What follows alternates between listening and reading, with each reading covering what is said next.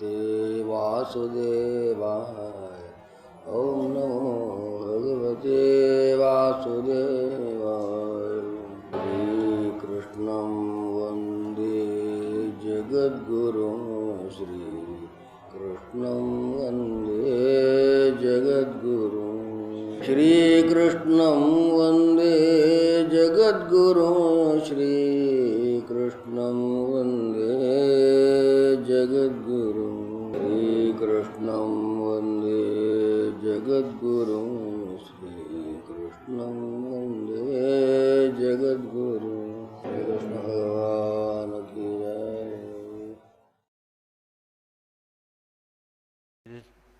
Have a bhajan kirtan, so I request Pujya Swami Dev Bhaktanand ji and his team to do kirtan and bhajan.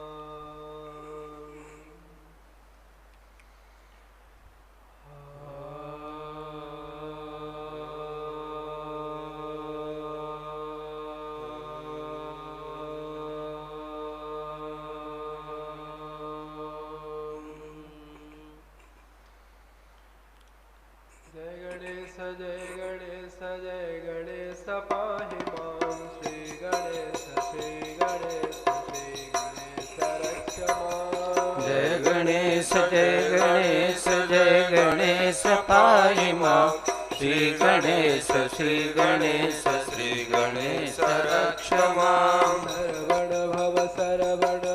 Sarwan भव पाहि मां कार्तिकेय कार्तिकेय कार्तिकेय रक्ष मां। सरवण भव पाहि मां कार्तिकेय कार्तिकेय कार्तिकेय रक्ष मां। जय सरस्वती पाहि मां श्री सरस्वती रक्ष मां। जय सरस्वती पाहि मां श्री सरस्वती रक्ष मां। गुरु शिव गुरु हरि गुरु राम जगद्गुरु परम गुरु सद्गुरु साई। जय गुरु शिव गुरु हरि गुरु राम जगद्गुरु परम गुरु सद्गुरु श्याम। आदि गुरु अद्वैत गुरु आनंद गुरु। आदि गुरु अद्वैत गुरु आनंद गुरु। चिद गुरु चिद धन गुरु चिद माया गुरु। चिद गुरु चिद घन गुरु चिद माया गुरु। हरे राम राम राम हरे हरे हरे कृष्ण कृष्ण कृष्ण हरे हरे। हरे राम राम राम हरे हरे हरे कृष्ण कृष्ण कृष्ण हरे हरे। नमः शिवाय नमः शिवाय नमः शिवाय नमः शिवाय नमः शिवाय नमः शिवाय। नमः शिवाय नमः शिवाय नमः शिवाय नमः शिवाय नमः शिवाय नमः शिवाय। ओम नमो नारायणाय ओम नमो नारायणाय ओम नमो नारायणाय ओम नमो नारायणाय। ओम नमो नारायणाय ओम नमो नारायणाय ओम नमो नारायणाय। ओम नमो भगवते वासुदेवाय। ओम नमो भगवते नमस्ते वासुदेवाय ॐ नमो भगवते रामचन्द्राय ॐ नमो भगवते रामचन्द्राय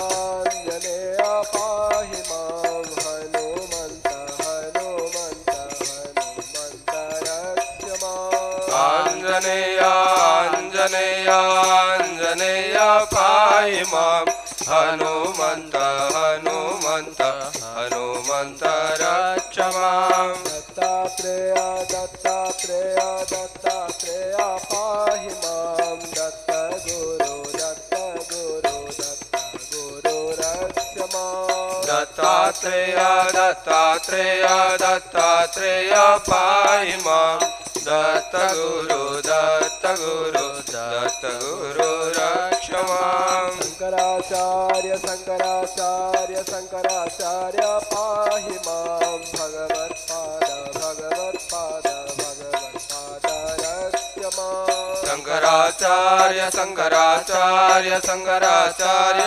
पाहि मां भगवत्पाद भगवत्पाद भगवत्पाद रक्ष माम् सद्गुरुदेव सद्गुरुदेव सद्गुरुदेव पाहि मां सद्गुरुदेव सद्गुरुदेव सद्गुरुदेव पाहि मां शिवानन्द शिवानन्द शिवानन्द रक्ष मां शिवानन्द शिवानन्द शिवानन्द रक्ष माम् सद्गुरुदेव सद्गुरुदेव सद्गुरुदेव पाहि मां सद्गुरुदेव सद्गुरुदेव सद्गुरुदेव पाहि माम् चिदानन्द चिदानन्द चिदानन्द रक्ष मां चिदानन्द चिदानन्द चिदानन्द रक्ष माम् सद्गुरुदेव सद्गुरुदेव सद्गुरुदेव पाहि मां Krishnanand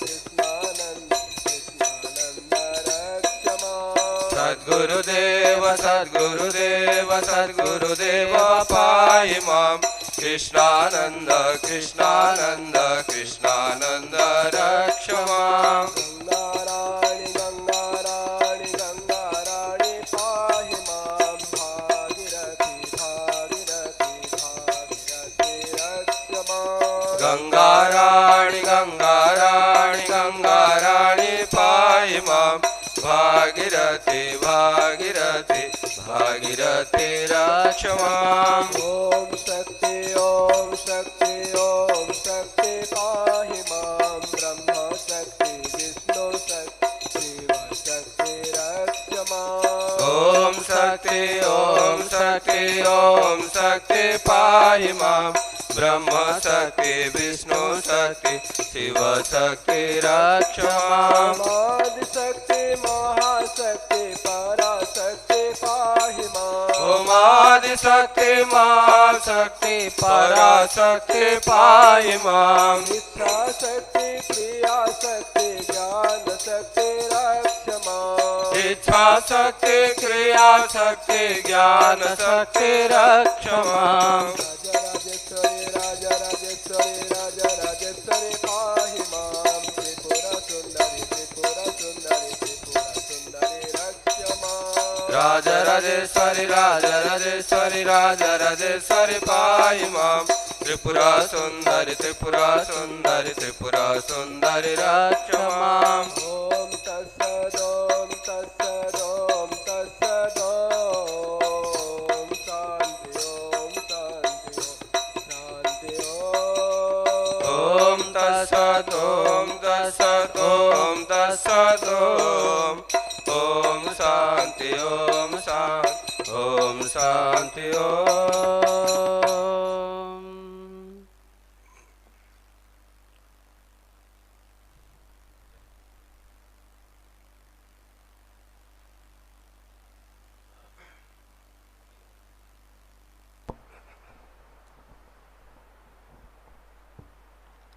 Hari Om, Hari Om. I humbly request Pujya Swami Muktanand Ji Maharaj to come over here on the dais.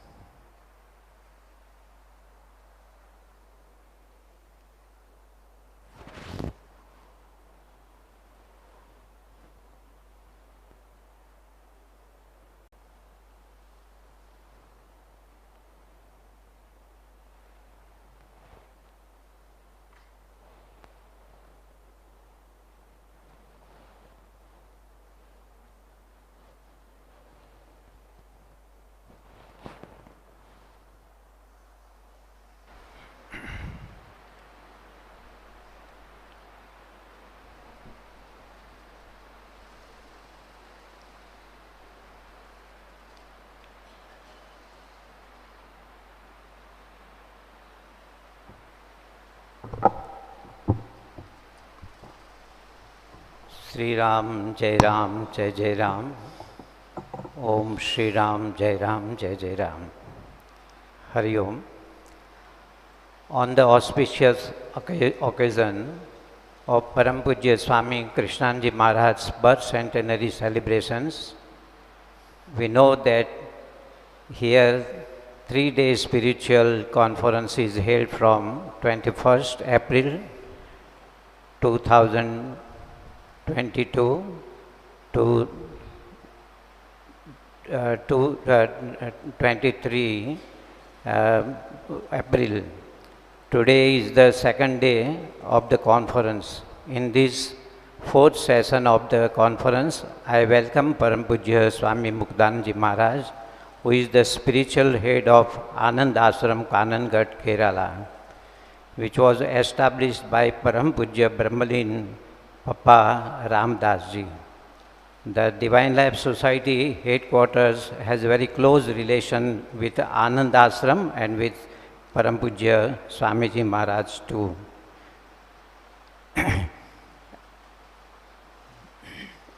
Pujya Swamiji Maharaj runs many activities in the Anand Ashram, and he gives more stress on Ram Nam.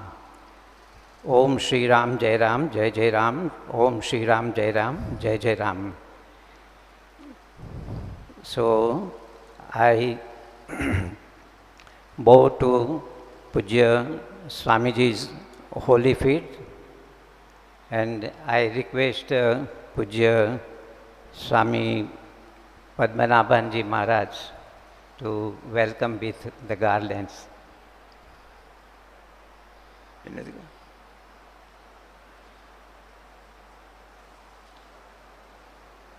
No.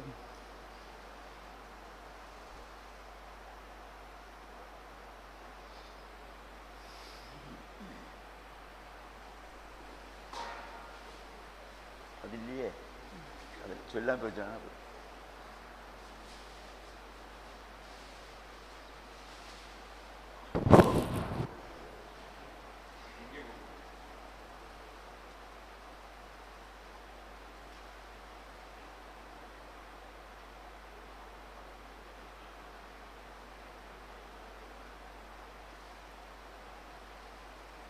Om Namah Parvati Pate Har Har Mahadeva.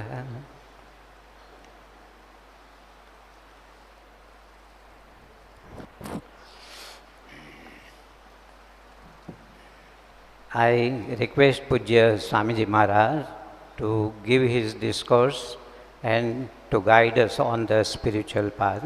Param Pujya Swami Muktanandaji Maharaj.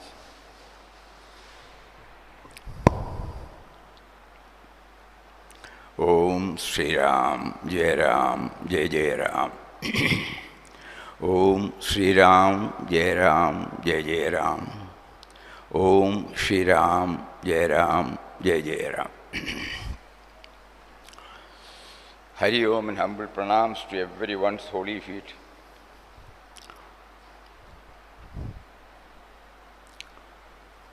As devotees and spiritual aspirants, the days connected with the saints give a boost to their spiritual journey. Now, when we think about the birth centenary of Swami Krishnanji Maharaj, what comes to our mind first is that whenever we happen to hear about a saint, we should start from where he started, not from where he ended. Because as a devotee, as a spiritual aspirant, that journey will help us a lot. What all God made them to undergo, and ultimately how God guided them stage by stage, and finally took to himself. If we just see the photo of this, probably we may not be able to derive the fullest benefit. But when we go to his early life, we were told that as Subbaraya, born in Puttur, near Mangalore, he was a topper in all his classes, and he developed evinced self-interest in the study of Sanskrit at that early age. And that was instrumental for him to learn the entire Srimad Bhagavad Gita by heart.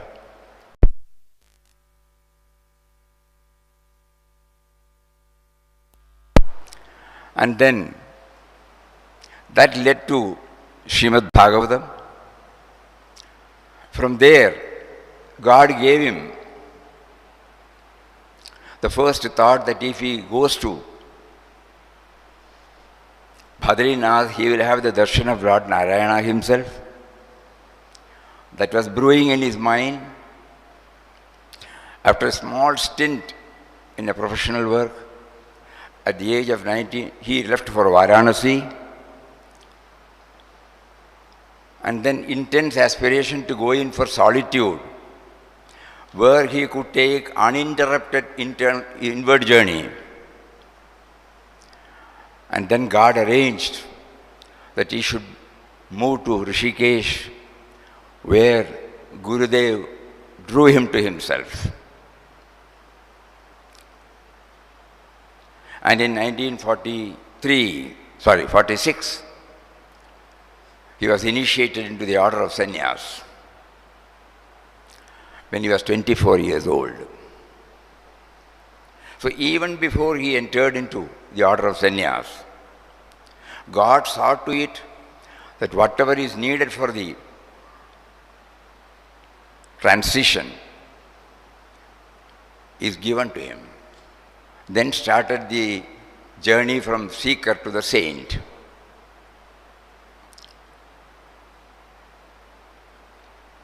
Seeing his rich potentiality, Gurudev put him in various types of activities by which he could acquaint himself with the teachings of the Gurudev, and later on that led him to take over as the secretary, and in general secretary in 1961, which post he held till his samadhi in 2001.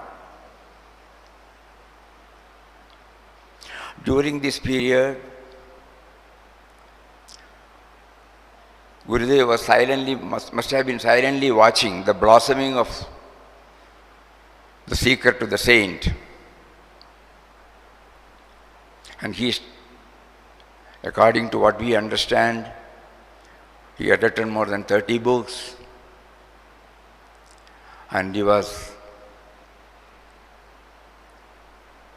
closely associating with the 300 odd books of Gurudev. When we keep on reading and doing manana,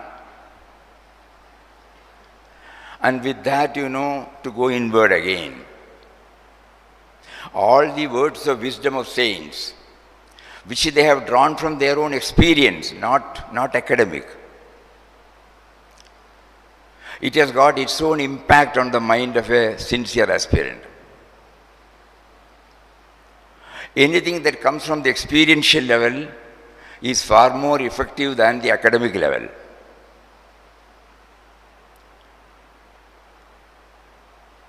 So on this day we reverentially remember the various steps through which he blossomed as a full-grown saint, and now he is in the form of remembrance in our heart. We bring him before our mental vision, prostrate before him, touch his feet, and seek his blessings for our speedy spiritual progress, resulting in eternal happiness.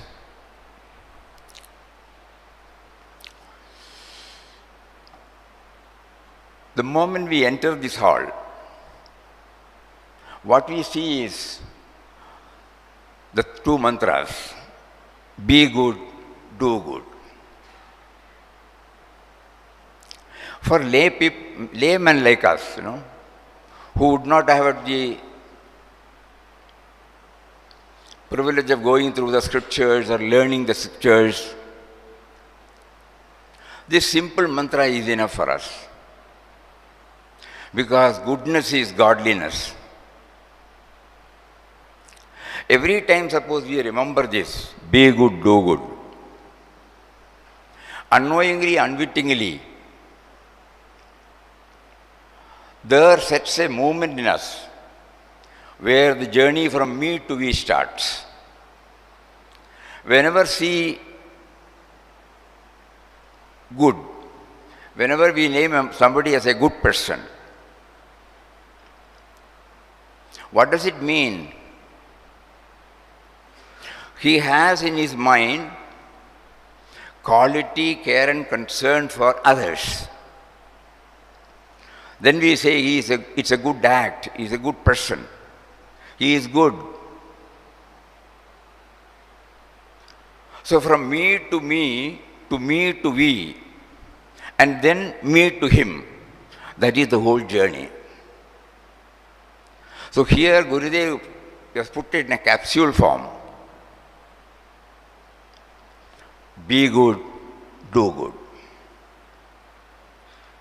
If be good and do good has to get grounded in our mind, mere repetition of the word will not help us. So many things have to go along with it.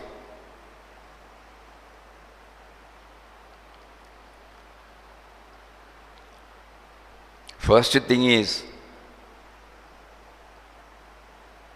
if goodness is godliness, what is God? We have some idea. Though he is a conceptless reality, we need some concept to start with. Something approximating to the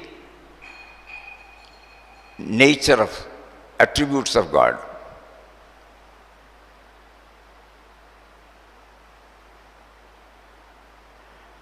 We come from Anandashram, which was founded by Parampuja Swami Ramadas, endearingly called by his devotees as beloved Papa.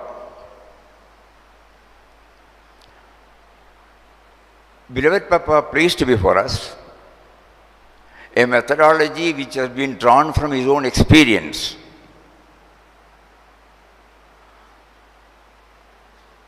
That remembrance of God is a must.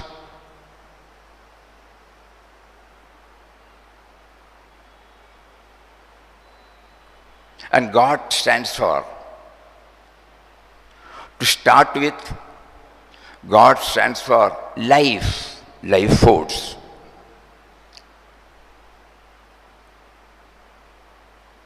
His own words are, life is the expression of Atman. Though seemingly two, they are one. Jivanam sarvabodeshu. We all know something about life. We don't mean the life that starts from our date of birth to the date of death. We are talking about that which pulsates, activates, motivates everything in this equipment called body, mind, intellect. The heart beats, the breathing goes on, the blood circulates, the digestion takes place. All these are not done by me, the so-called individual. There is a power beyond the sense of individuality. Normally we name it as life. When these things are not functioning, can you get water?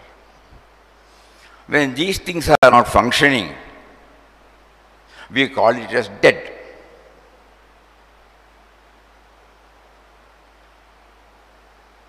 So we get some idea. When we close our eyes and watch our breathing,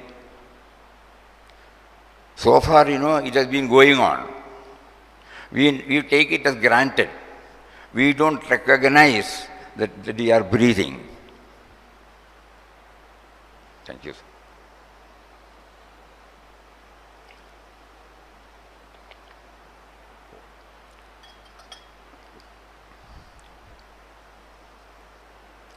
But during our COVID period,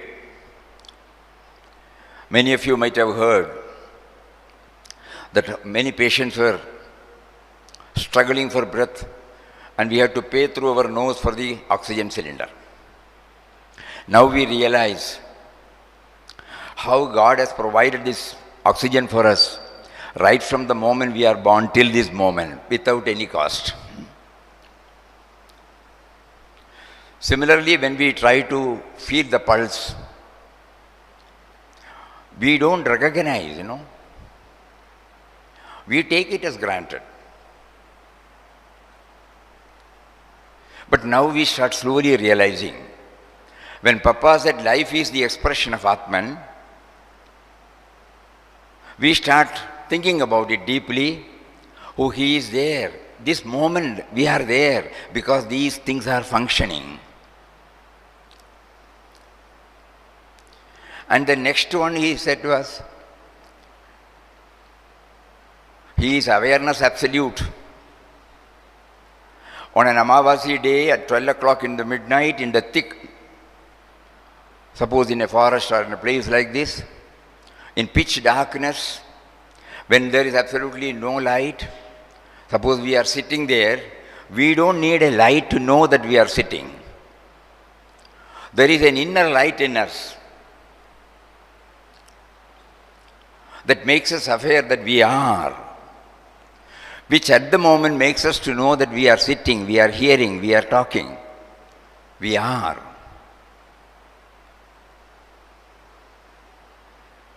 And the third attribute, this will be helpful for us to form the concept on a conceptless reality. Every creature comfort with which we are blessed now. For example, this mic, okay. When there is no mic in the world, somebody conceived this, When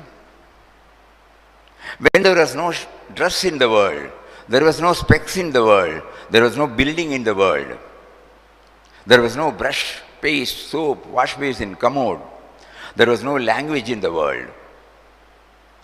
Start listing anything. Somebody conceived, Who gave him that intelligence? That's intelligence. So he is in the form of life force, he is in the form of awareness, he is in the form of intelligence. He is in the form of so many things, but to start with. So when he said God remembrance is a must, we are trying to realize his presence within through any method that is suitable for our body, mind, intellect.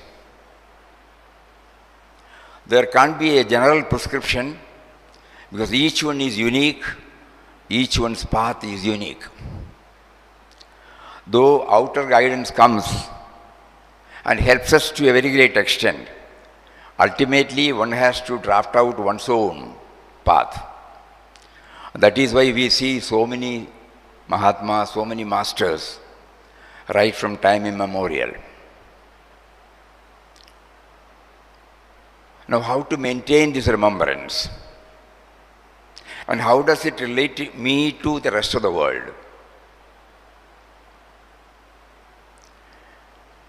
None of us can live without the other creation. We are all interconnected, interdependent, because we need air to breathe, water to drink, earth to exist, space to move about. We need 98.4 degrees to keep us alive. We have not brought any of these things when we came to this earth. All the creature comforts which we are enjoying now, which we have been enjoying, is gifted by God through His creation, varied creations. We don't know them.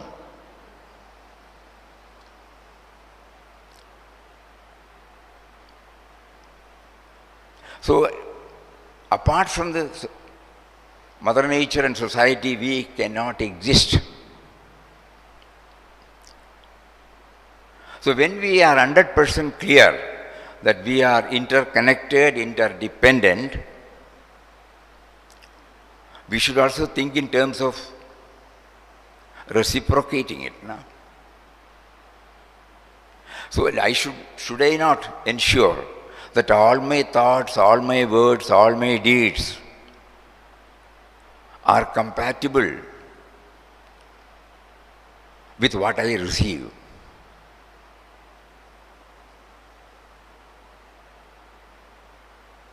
That is how slowly the me to we starts. Value-based life.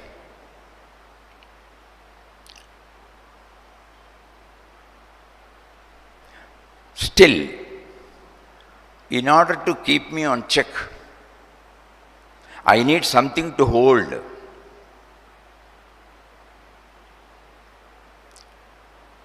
Some support, some prop. And that is the name of God.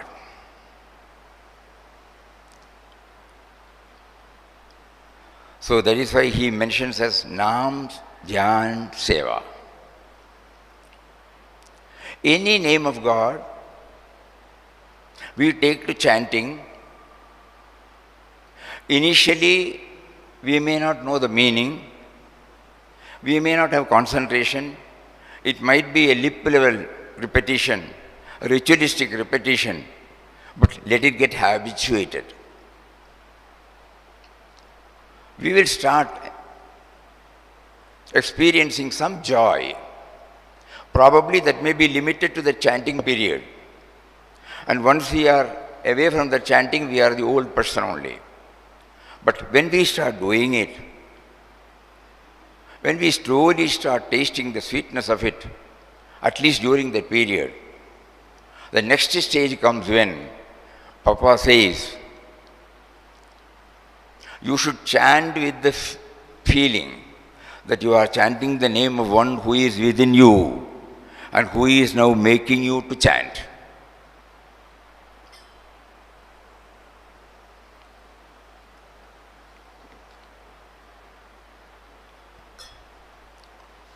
You are chanting the name of one who is within you and who is at the moment making you to chant.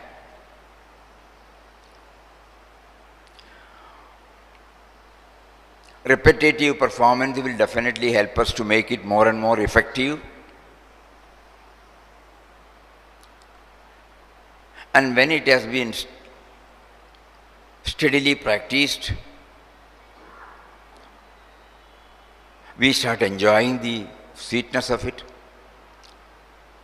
And here there is no timing, there is no particular timing, no posture.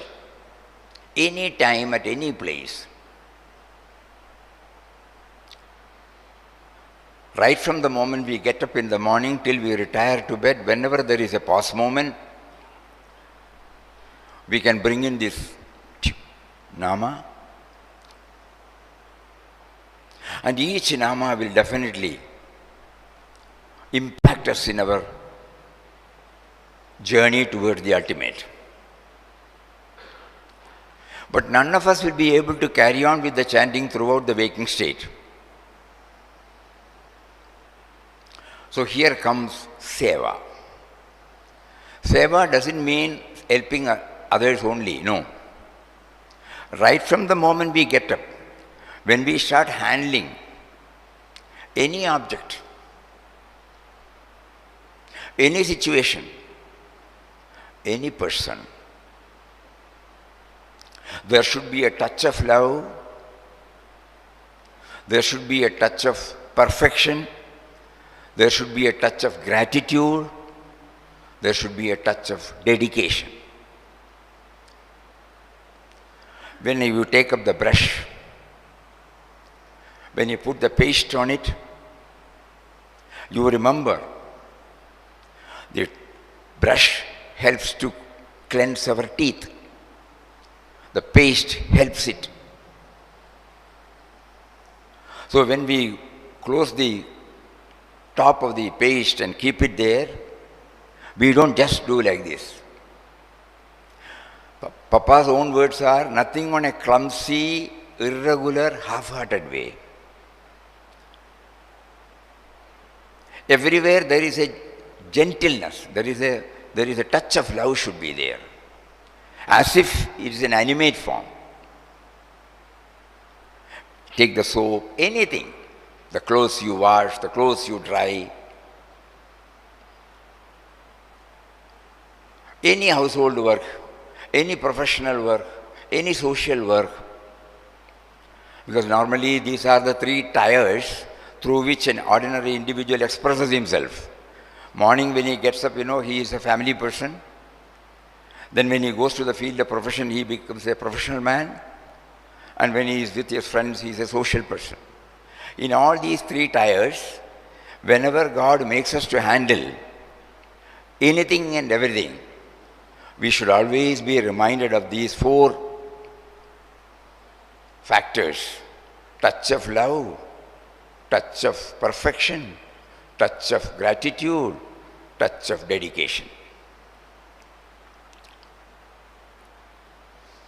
This is seva. Nothing in a haphazard way.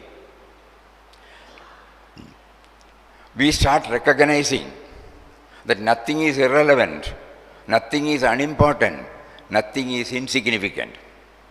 Nobody is irrelevant, nobody is unimportant, nobody is insignificant, because everybody, everything and everybody are gods. We fail, we forget, we have to keep. Nama reminds us. The moment we slip out or we fail, Nama will definitely point out. Nama is sitting there in our mind, watching us. Whether everything is going on, whether our outer activities are compatible with inner aspiration.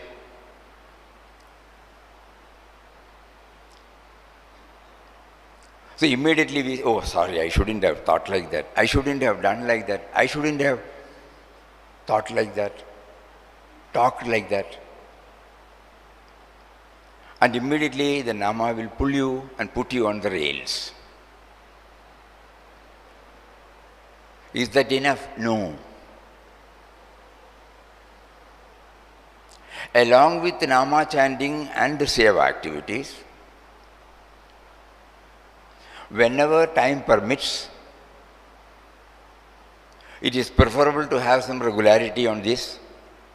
We take to inward journey. The moment we close our eyes, normally there will be a rush of so many thoughts.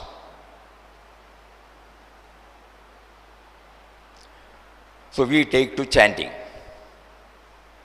There are three types of chanting. One is vocal, the other is silent, and the third is mental. Om Shri Ram, Jai Ram, Jai Jai Ram. Om Shri Ram, Jai Ram, Jai Jai Ram. Om Shri Ram, Jai Ram, Jai Jai Ram. I must be able to hear my own chanting. This is vocal. After sufficiently practicing it, we may be able to take to in silent chanting. In silent chanting, the sound will not come. Lip and tongue will move. But we must chant, we must hear.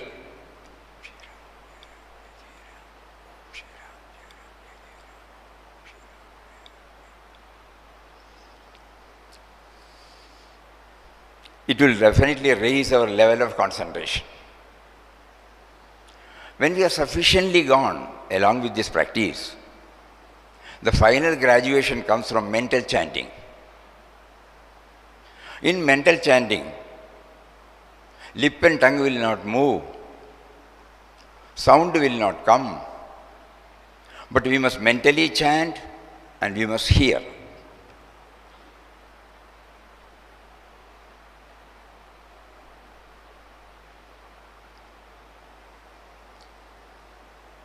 Papa assures us that when we take to this chanting, slowly a stage will come when the chanter will become aware of the chanting. Who is aware, who is chanting? Chanting stops.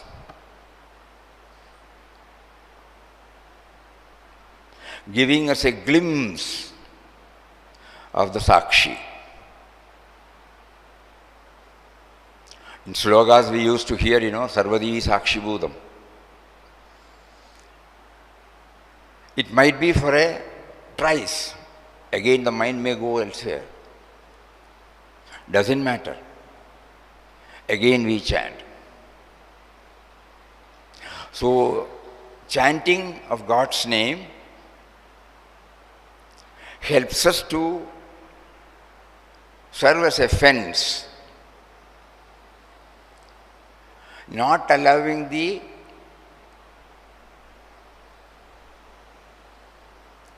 any thoughts to disturb our journey. This may not come overnight. By steadily practicing this, we have been promised, we have been assured that the mind will be able to dwell on the indwelling reality and later to the all-pervading reality. Papa also suggests that along with all these exercises, we must try to develop communing with Him. Every day, we try to have a dialogue with Him, even if it is for a few seconds or a few minutes.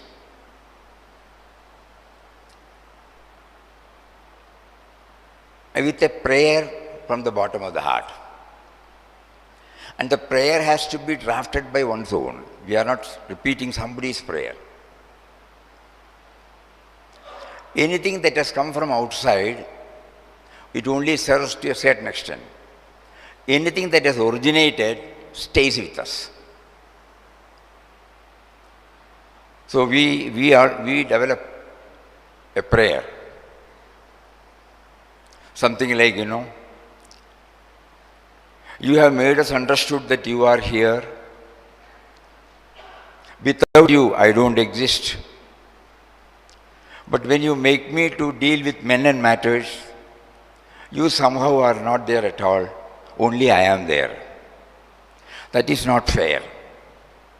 You should make me know, even when you make me to deal with others, even when you make me to handle any other thing, your presence should be made known to me.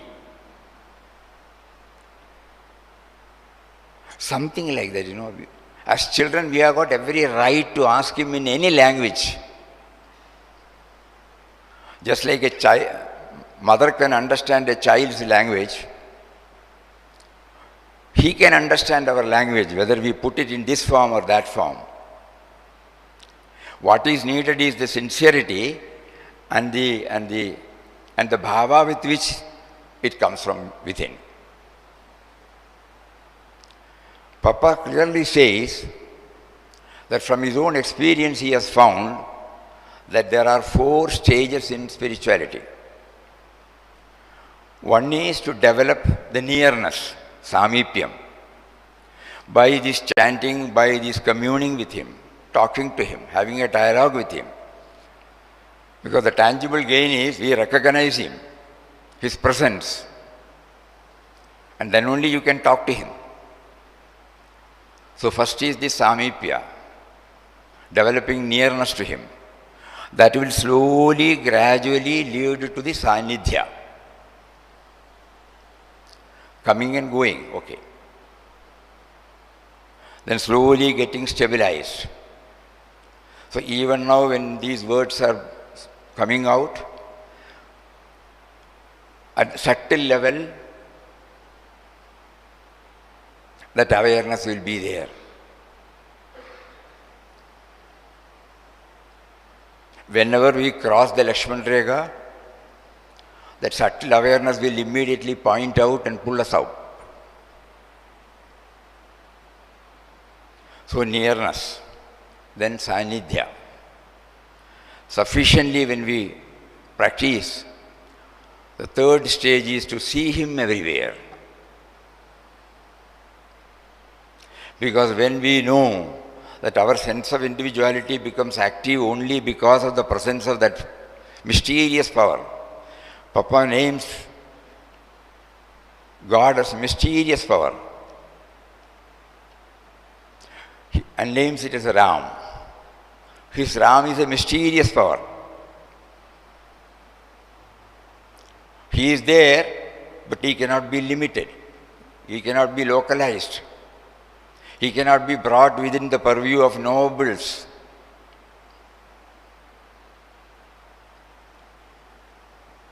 So when we keep on practicing this, so when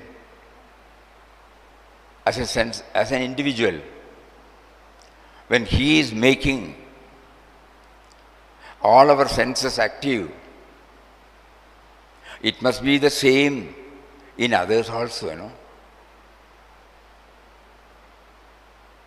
So we start slowly recognizing his presence in all.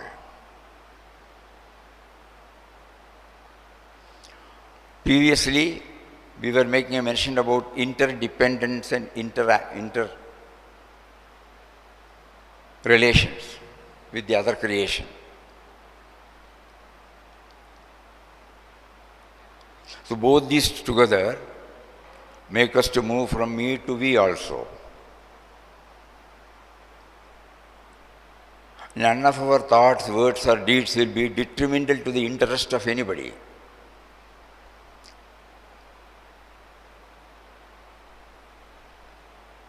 Even for Swadharma's sake.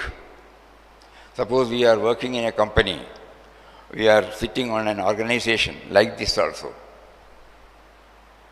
If there are some discrepancies, there are some irregularities, even if we have to take some disciplinary action,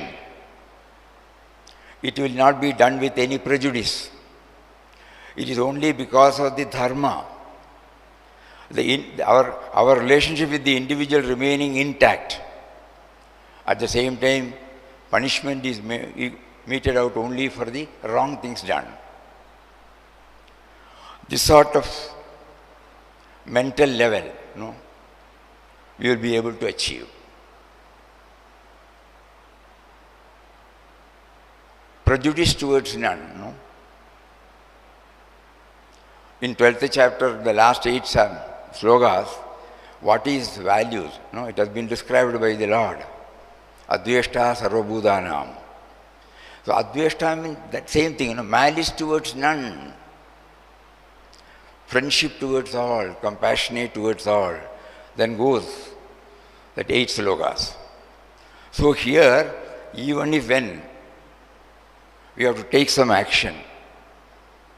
We may say at the Vyavaharik level, we will be free from biased views, prejudice.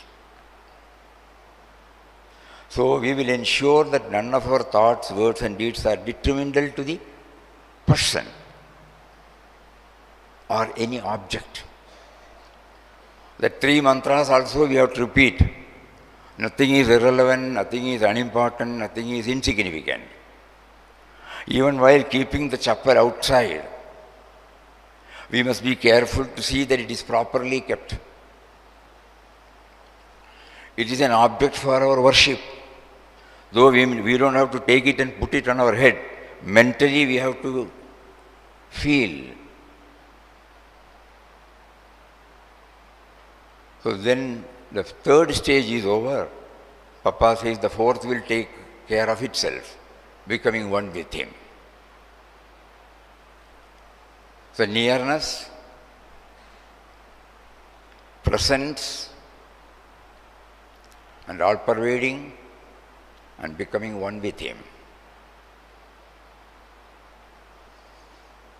Absence of otherness.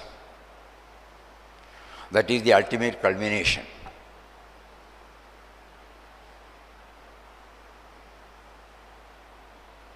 So for all these, Nama is the support.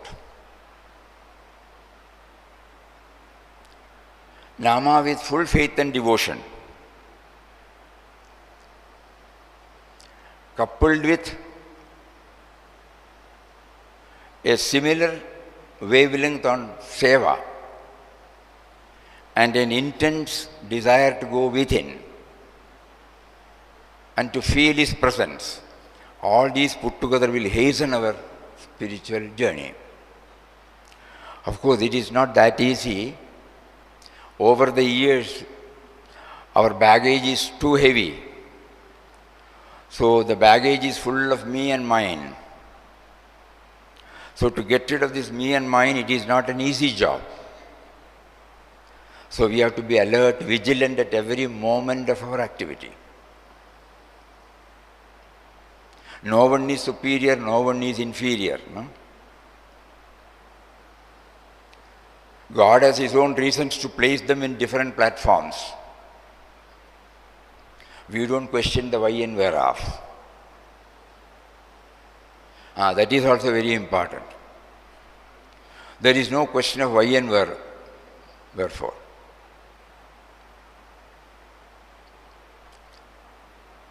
And apart from the 3, that is Nam, Seva, Dhyan,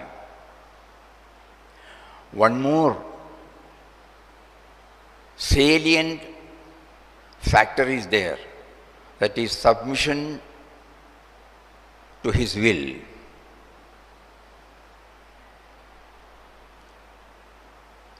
Though he has been kind enough to give us a sense of freedom, not freedom, a sense of freedom by which we act,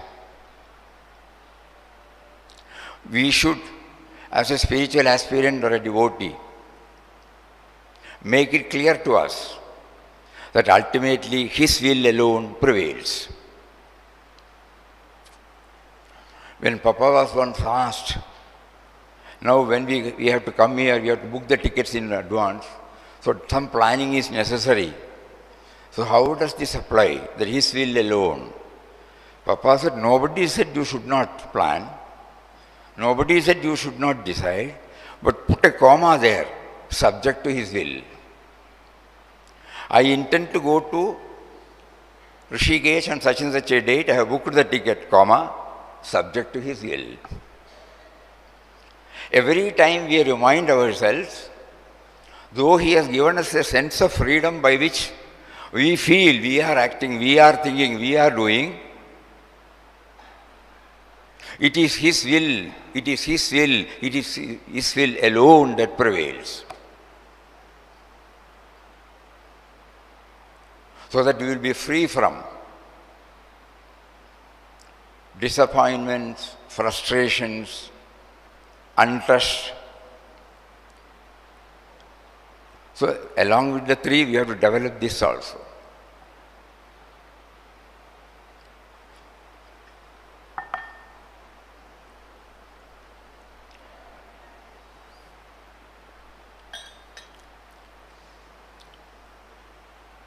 One of the easiest ways to understand this intellectually is to know the reality that the present me in all of us, who is doing this planning, thinking, doing everything, this me was not consulted when it was conceived, When I was conceived in my mother's womb, the present me in me was not consulted.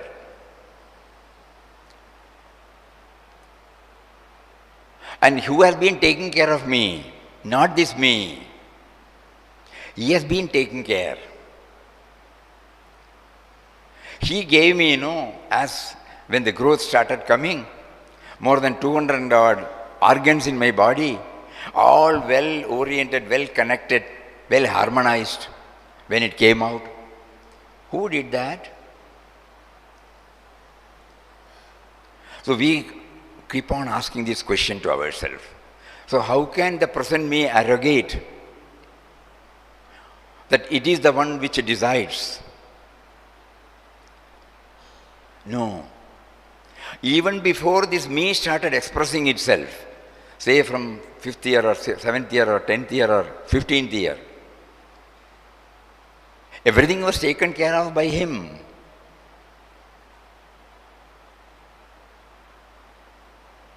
Who gave us all these? The eyes to see, the ears to hear, the tongue to taste, the nose to breathe, smell, and the skin to touch. What is it that makes the eyes to see?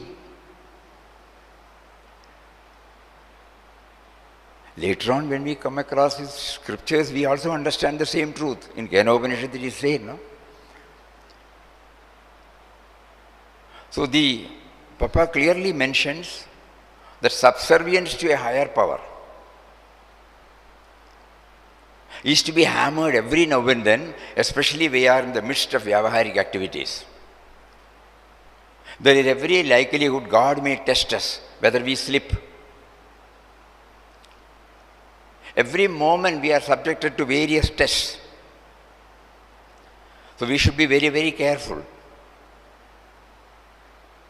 So these are some of the things when we see for ourselves, that apart from the me, how to get rid of this me and mine? We may not be able to get rid of fully, but definitely to a very great extent by contemplating upon this hard truth, which is not an external factor, it is purely an internal factor.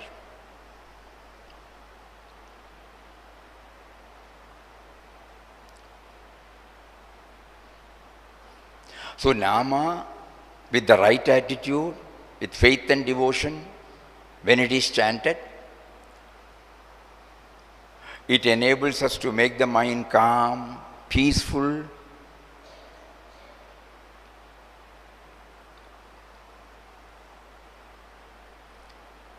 where thoughts are set at rest.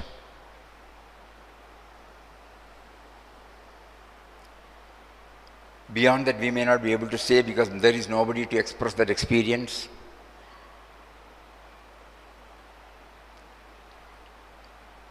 Again we are back.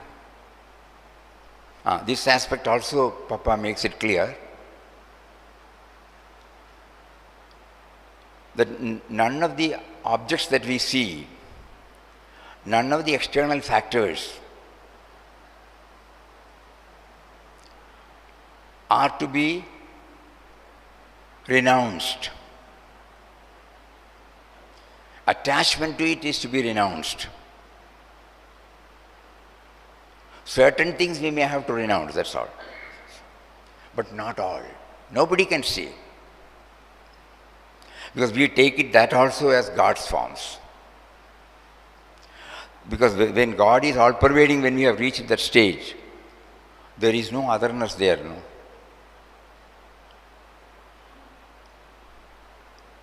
There are 4 books he has written. One is In Quest of God. The next is at the feet of God. The third one is in the vision of God. And the fourth one is world is God. So there he mentions world as world does not exist. World as God exists.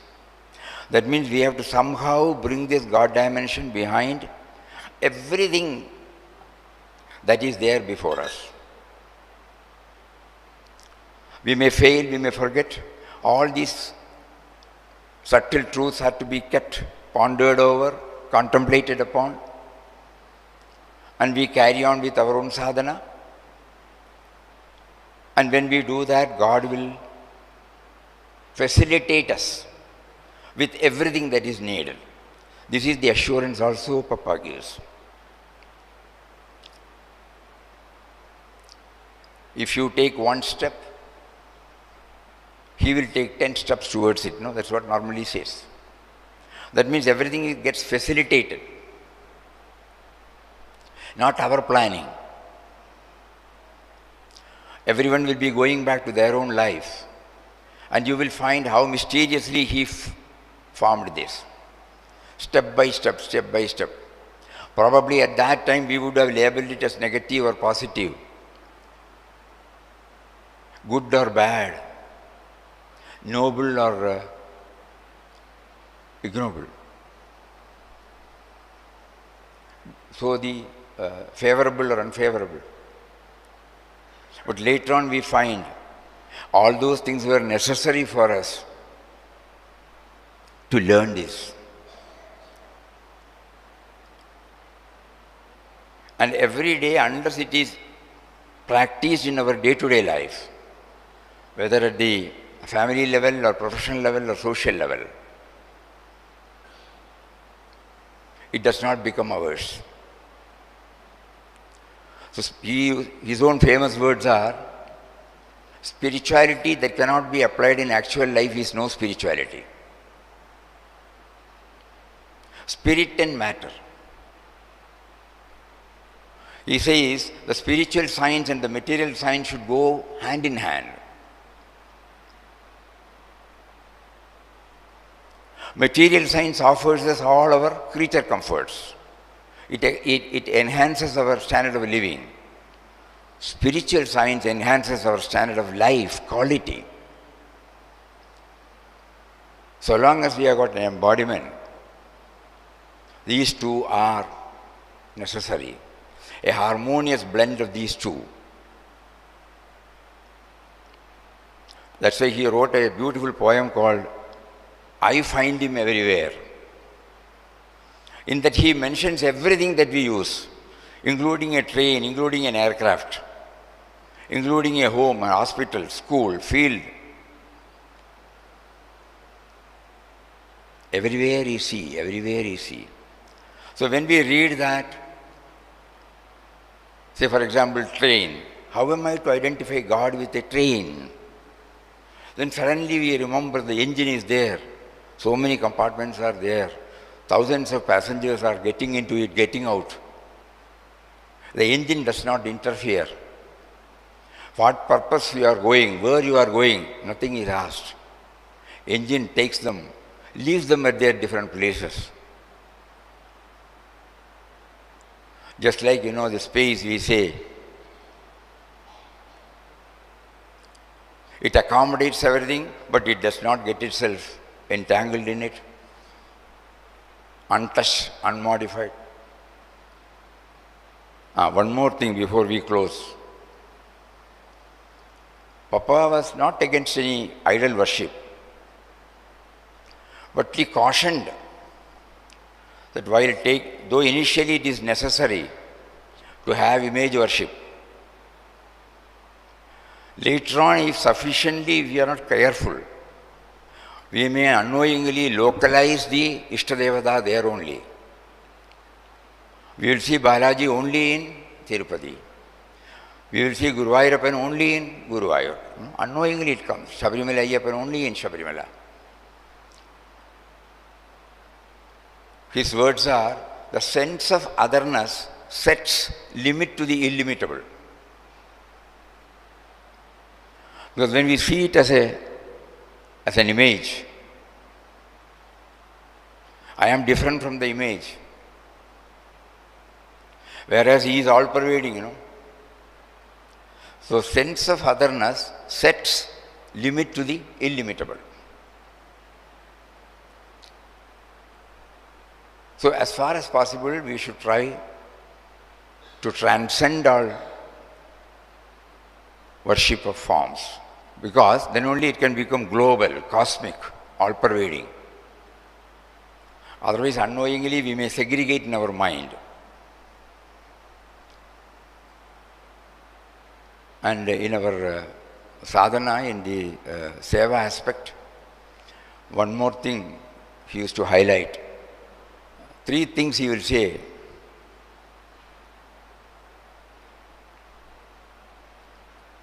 Fixed resolve, sustained faith, optimistic outlook. As an aspirant, we should have these basic 3. Fixed resolve. I should be very clear about the goal to reach.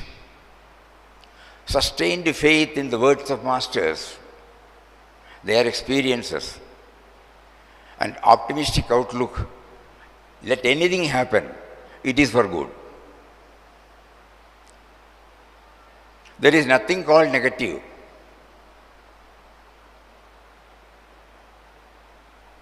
Suppose I go out, I fall down,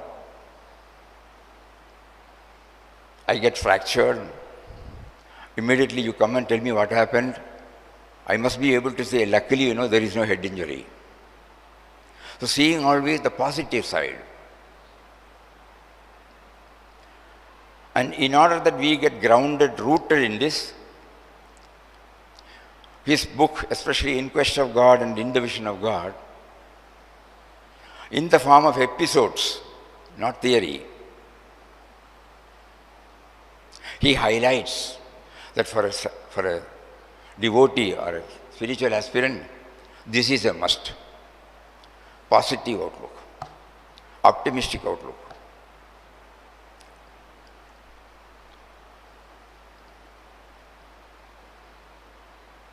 As we said in the beginning, when we remember the inspiring life and mission of saints, they give us an opportunity to touch and kindle so many things that are lying. As a part of our sadhana, it comes to express itself. Here, God has given us a platform not to share with everybody, but to bring out our own thoughts as a part of our own sadhana. Thanking him for the opportunity given, so that we get here a variety of approaches to spirituality through various Mahatmas.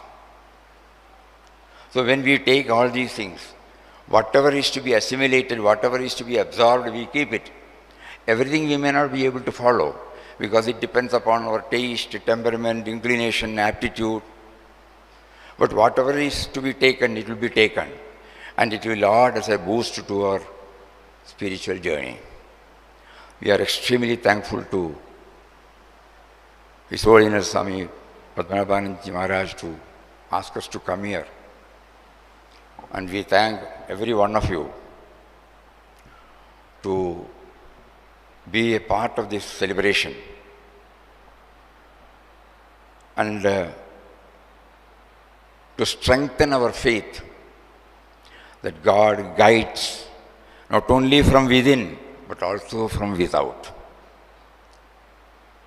Because so many things we see here for the past 3-4 days, the deliberations that are going on here, and also the interaction with many people, it is all a learning, because one more important quote, which everybody has to learn it by heart, we would say, the world we live in is a school in which observation and experience offer us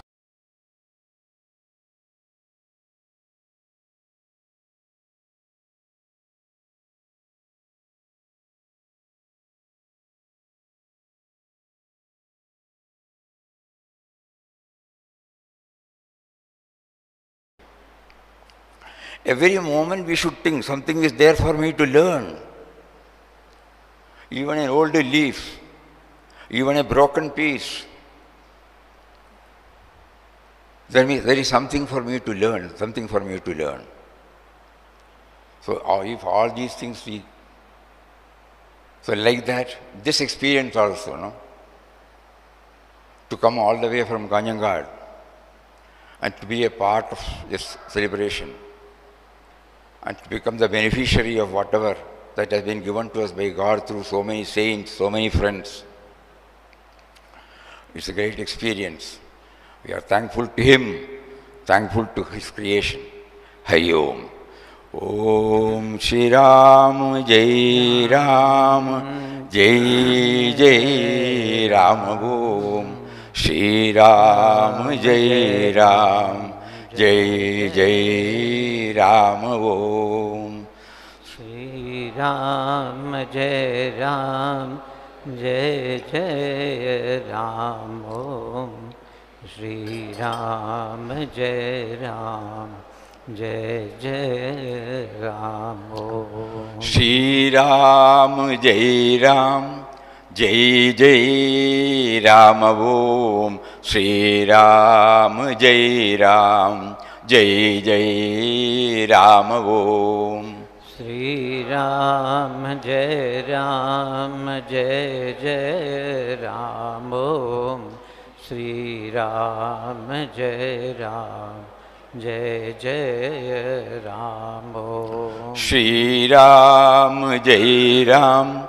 Jai Jai Ram Om Shri Ram Jai Ram Jai Jai Ram Om Shri Ram Jai Ram Jai Jai Ram Om Shri Ram Jai Ram Jai Jai Ram Om Shri Ram Jai Ram Jai Jai Ram Om Shri Ram Jai Ram Jai Jai Ram Om Shri Ram Jai Ram Jai Jai Ram Om Shri Ram Jai Ram Jai Jai Ram Om Shri Ram Jai Ram Jai Jai Ram Om Shri Ram Jai Ram Jai Jai Ram Om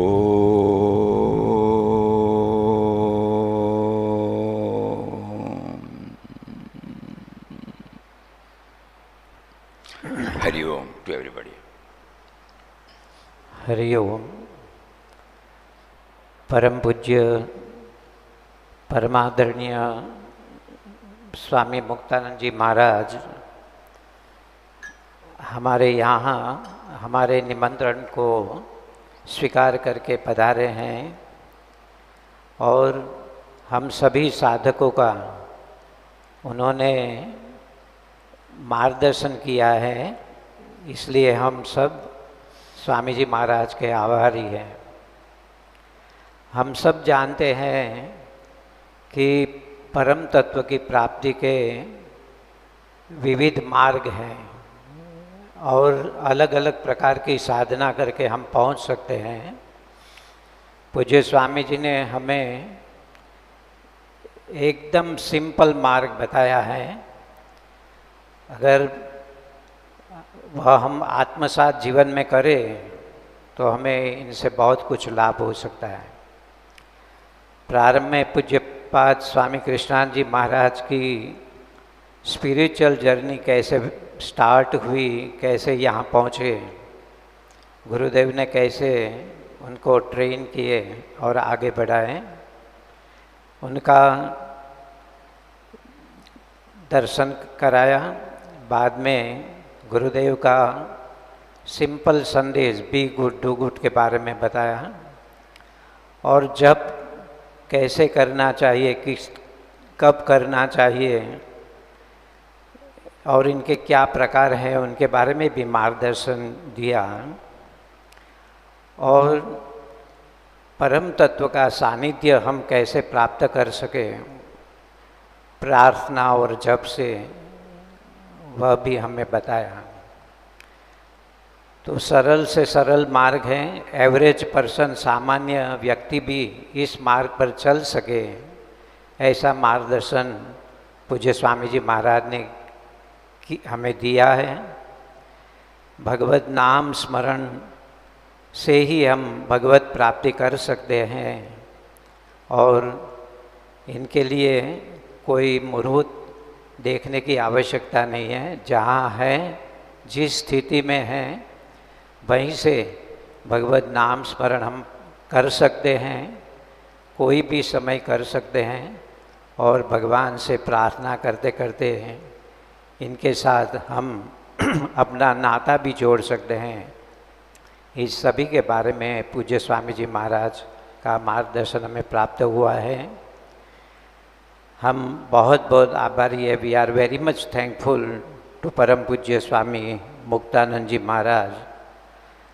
हम सब उनका आभार व्यक्त करते हैं। हरि ओम।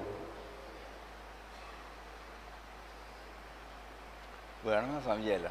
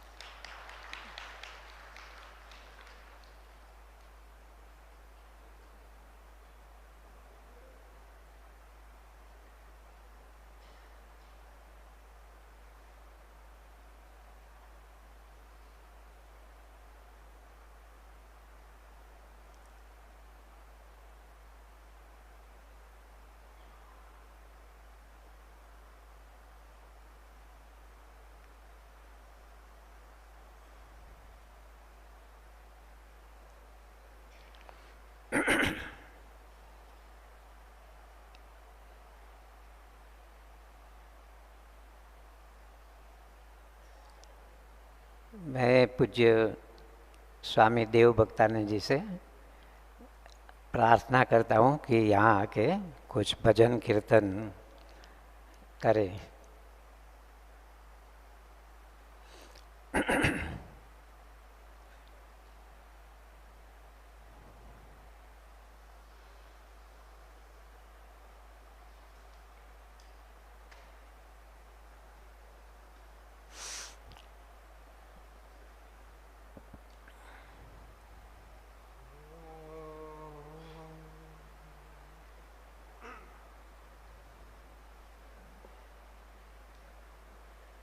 रामचंद्र रघुवीरा रामचंद्र रणधीरा रामचंद्र रघुवीरा रामचंद्र रणधीरा रामचंद्र रघुवीरा रामचंद्र रणधीरा रामचंद्र रघुवीरा रामचंद्र रणधीरा रामचंद्र रघुनाथ रामचंद्र जगन्नाथ रामचंद्र रघुनाथ रामचंद्र जगन्नाथ रामचंद्र रघुनाथ रामचंद्र जगन्नाथ रामचंद्र रघुनाथ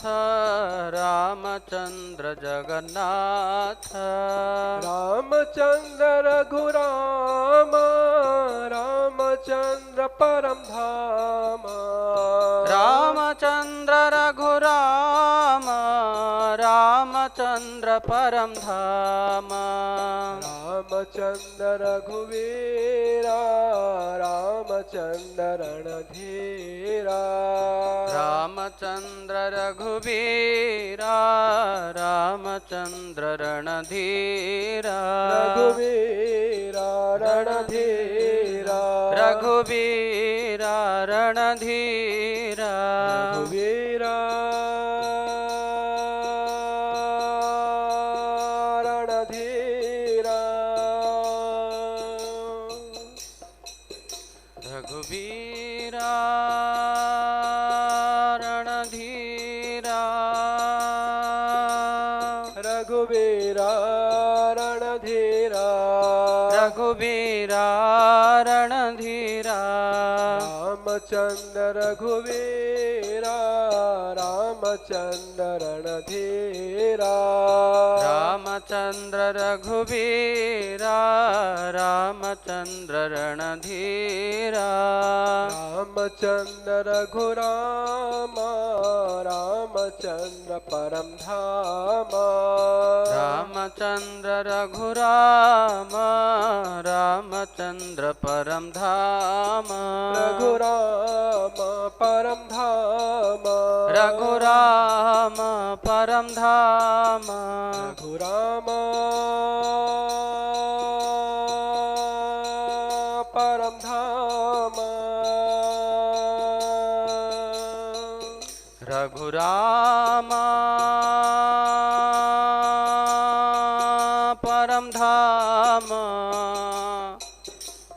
रघुराम परम धाम रघुराम परम धाम रामचंद्र रघुनाथ रामचंद्र जगन्नाथ रामचंद्र रघुनाथ रामचंद्र जगन्नाथ रघुनाथ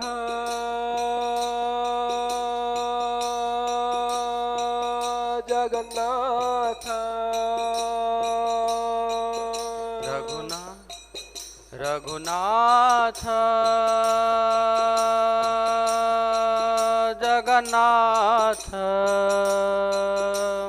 रघुनाथ जगन्नाथ रघुनाथ जगन्नाथ रामचंद्र रघुनाथ रामचंद्र जगन्नाथ रामचंद्र रघुनाथ रामचंद्र जगन्नाथ रामचंद्र रघुवीरा रामचंद्र रणधीरा रामचंद्र रघुवीरा रामचंद्र रणधीरा रामचंद्र रघुवीरा रामचंद्र रणधीरा रामचंद्र रघुवीरा रामचंद्र रणधीरा रामचंद्र रघुवीरा रामचंद्र रणधीरा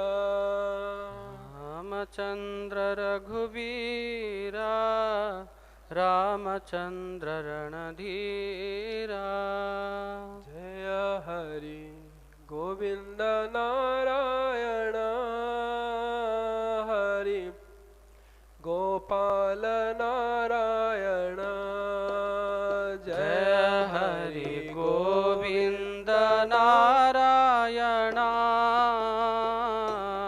हरि गोपाल नारायण जय हरि गोविंद नारायण हरि गोपाल नारायण जय हरि गोविंद नारायण गोपाल नारायण गोविंद गोविंद दामोदर गोविंद गो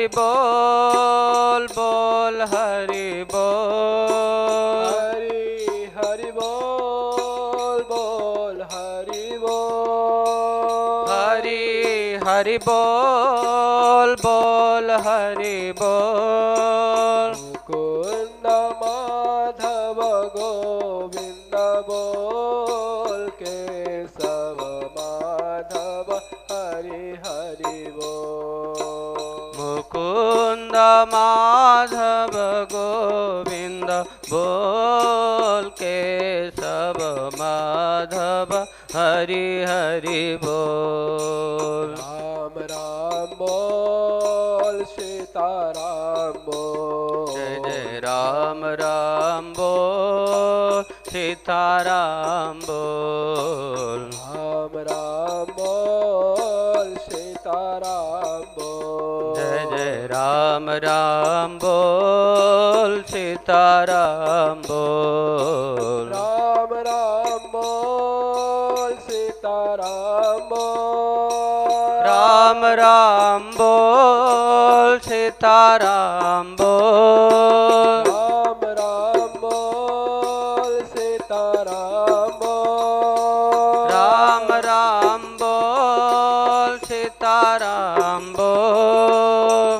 मुकुंद माधव गोविंद बोल केशव माधव हरि हरि बोल मुकुंद माधव गोविंद बोल केशव माधव हरि हरि बोल मुकुंद माधव गोविंद बोल केशव माधव हरि हरि बोल मुकुंद माधव गोविंद बोल केशव माधव हरि हरि बोल कृष्ण कृष्ण बोल राधे कृष्ण बोल कृष्ण कृष्ण बोल राधे कृष्ण बोल कृष्ण कृष्ण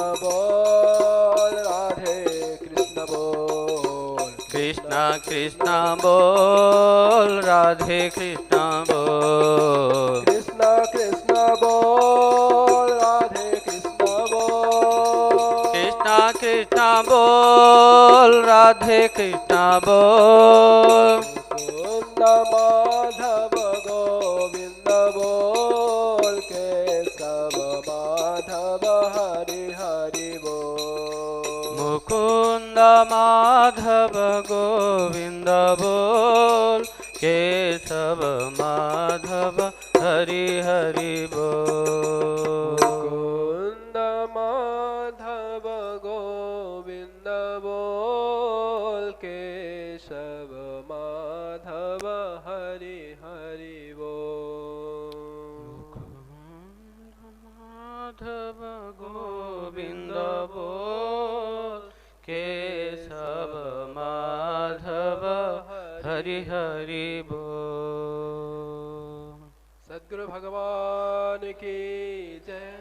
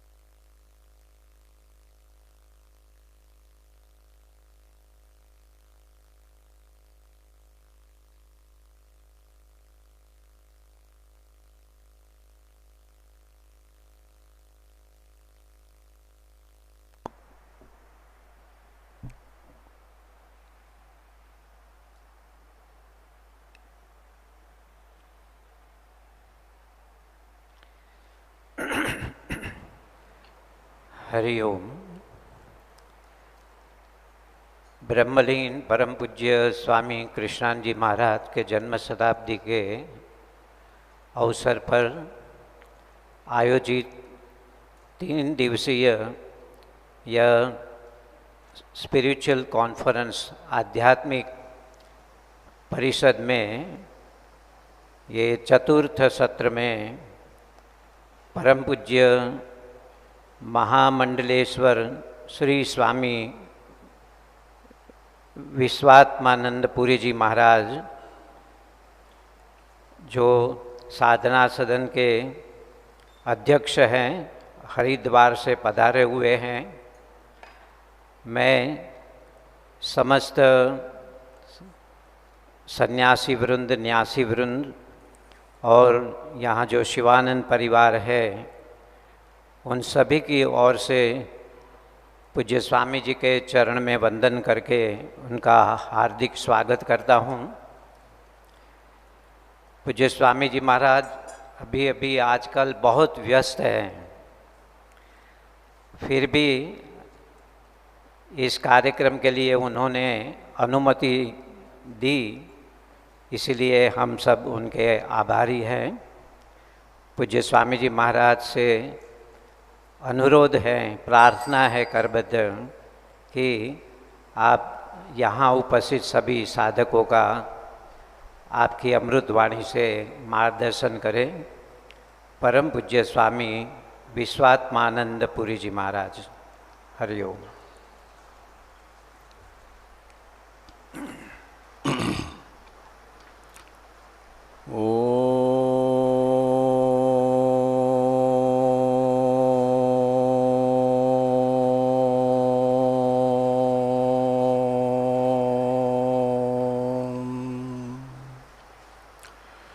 यो ब्रह्माणं विदधाति पूर्वं यो वै वेदांश्च प्रहिणोति तस्मै तं देवमात्मबुद्धिप्रकाशं मुमुक्षुर्वै शरणमहं प्रपद्ये। ओम शांति शांति शांति। शंकरं शंकराचार्यं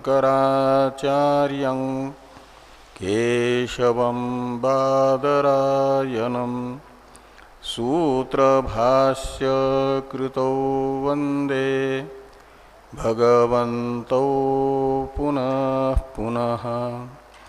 ईश्वरो गुरुरात्मेति मूर्तिभेद विभागिने व्योमवद्व्याप्तदेहाय दक्षिणामूर्तये नमः। ओम शांति शांति शांति।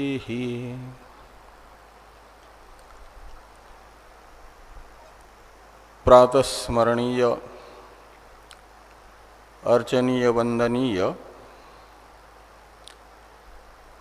इस संस्था के संस्थापक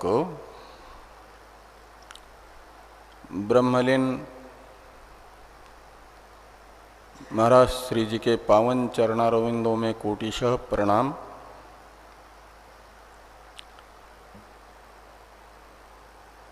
महाराज श्री जी के कृपापात्र प्रातस्मरणीय अर्चनीय वंदनीय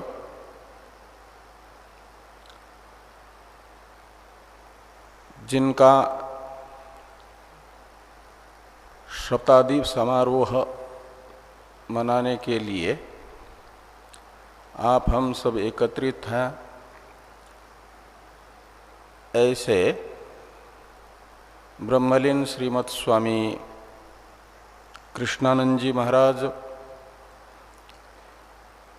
एवं प्रातस्मरणीय अर्चनीय वंदनीय ब्रह्मलीन चिदानंद जी महाराज के पावन चरणारविंदों में कोटिशः प्रणाम। परम श्रद्धास्पद इस संस्था को वर्तमान में अपनी गुरु परंपरा के अनुसार अग्रसरित कर रहे हैं, ऐसे इस संस्था के वर्तमान अध्यक्ष श्रीमद स्वामी योग स्वरूपानंद जी महाराज, परम श्रद्धास्पद इस संस्था के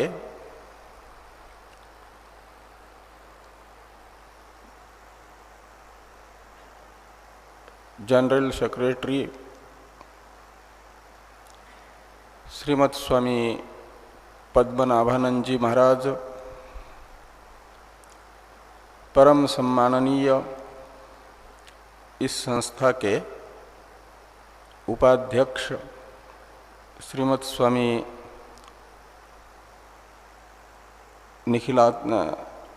निखिलानंद जी महाराज,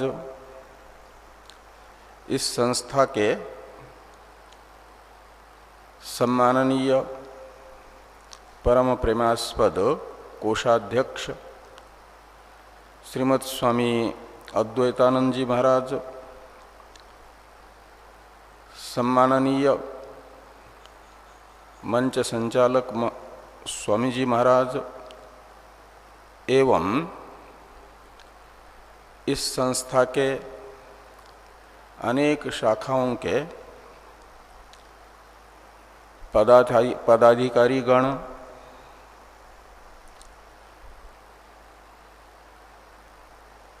तपपुत अन्य संतगण, श्रद्धा भक्तिमयी माताओं, सज्जनों,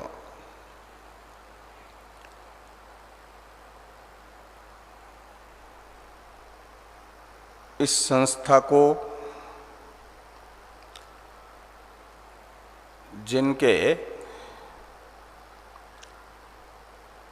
उचित मार्गदर्शन में विश्व की एक आदर्श संस्था के रूप में पहचान मिली, ऐसे इस संस्था के संस्थापक महाराज श्री जी के प्रसिद्ध अनेक शिष्यों में से जो इस संस्था को मात्र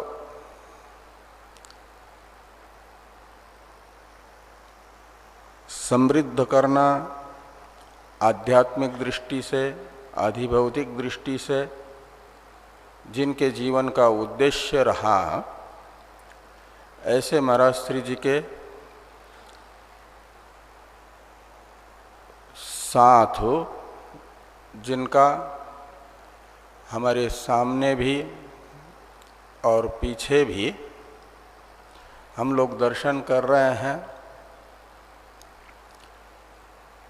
स्वनाम धन्य प्रातस्मरणीय कृष्णानंद जी महाराज एवं चिदानंद जी महाराज, उनमें से कृष्णानंद जी महाराज का यह जन्म शताब्दी वर्ष चल रहा है।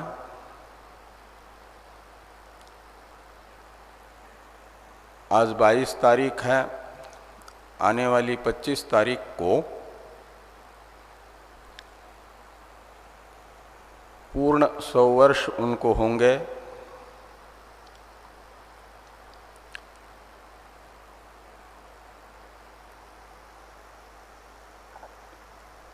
महाराज श्री जी ने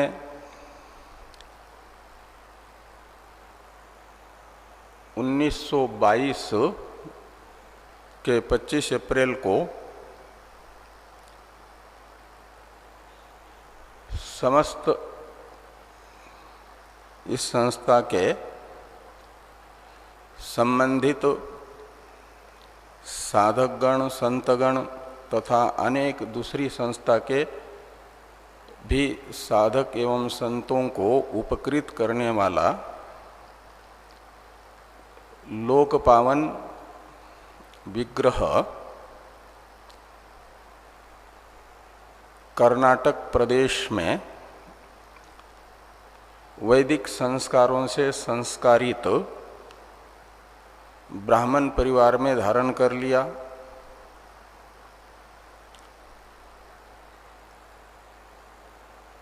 और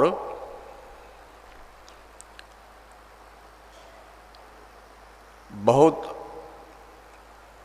अधिक आयु में नहीं, अपने शरीर के मात्र 22 वर्ष की आयु में उनके अंदर ऐसी एक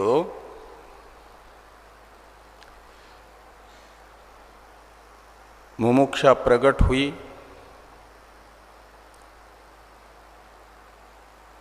और उस मुमुक्षा को पूर्ण करने के लिए, मोक्ष के साधन को खोजने के लिए, ग्रह त्याग करने के लिए उस मुमुक्षा ने महाराज श्री जी को अंदर से प्रेरित किया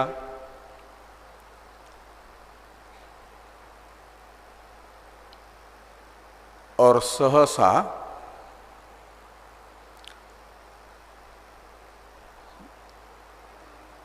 हिमालय में साधना करने के लिए मोक्ष की और गुरु की खोज करने के लिए दक्षिण भारत हो, मध्य भारत हो, पूर्व भारत हो, पश्चिम भारत हो से ब्रह्म जिज्ञासु गण उत्तर की ओर आ जाते हैं।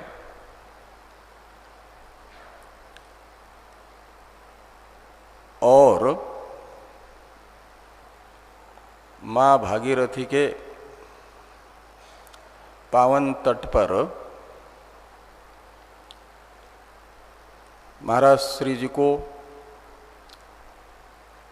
उनकी मुमुक्षा की शांति करने वाला, आत्मबोध प्रदान करने में समर्थ सद्गुरु लाभ हुआ। अर्थात प्रातस्मरणीय शिवानंद जी महाराज के शरणापन्न विधिवत हुए।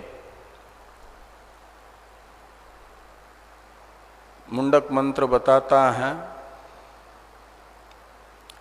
कि परीक्ष लोकान कर्मचितान ब्राह्मणो निर्वेद मायात नास्ति अकृतः कृतेन तद विज्ञानार्थम स गुरुमेवाभिगच्छेत समित्पानि श्रोत्रियम ब्रह्मनिष्ठम।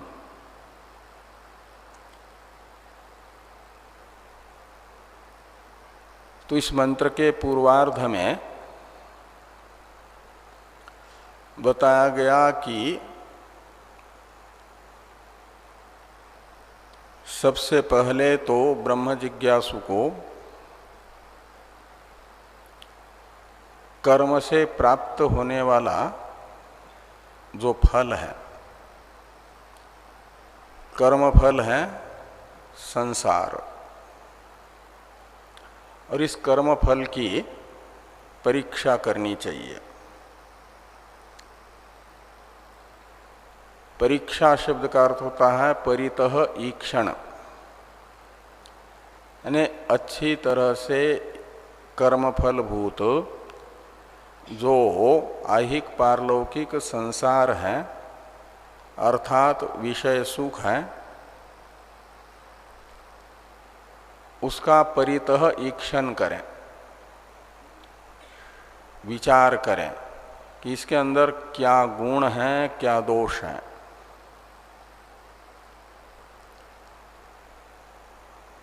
और थोड़ी अपनी बुद्धि लगा करके निर्धारित कर ले कि यहाँ पर जो भी कर्म से अर्जित किया हुआ फल है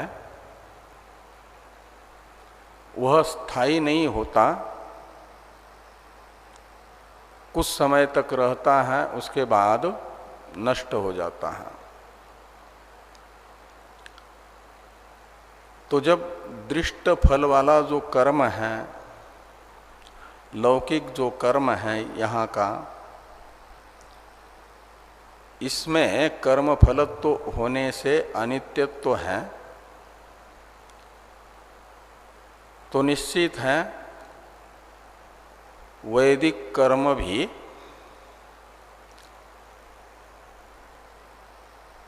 कर्म होने के कारण उसका जो फल होगा उसमें कर्म फलत्व रहने से लौकिक कर्म फल के तरह वह भी अनित्य होगा, स्थायी नहीं होगा।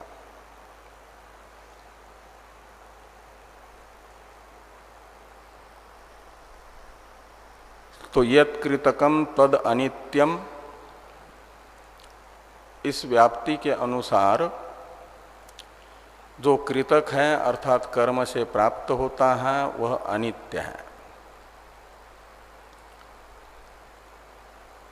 और जो नित्य वस्तु है उसे कहा जाता है अकृतक, यानी जो कर्मफल नहीं है, नित्य है। तो नित्य माना जाता है मोक्ष को। 4 प्रकार के पुरुषार्थों में मोक्ष को परम पुरुषार्थ कहा गया है, और मोक्ष में परमत्व है नित्यत्व। और वो नित्य जो मोक्ष है वह कर्म से प्राप्त नहीं होगा। नास्ति अकृतः यानी मोक्ष, कृतेन यानी कर्मणा। तो कर्म से नित्य फल मोक्ष की कहो, परमात्मा की कहो, प्राप्ति नहीं होती। मोक्ष और परमात्मा कोई अलग अलग 2 चीजें नहीं है। भगवान शंकराचार्य जी ने भाष्य में कहा कि ब्रह्म भावश्च मोक्ष, ब्रह्म का स्वरूप ही मोक्ष है, और आपका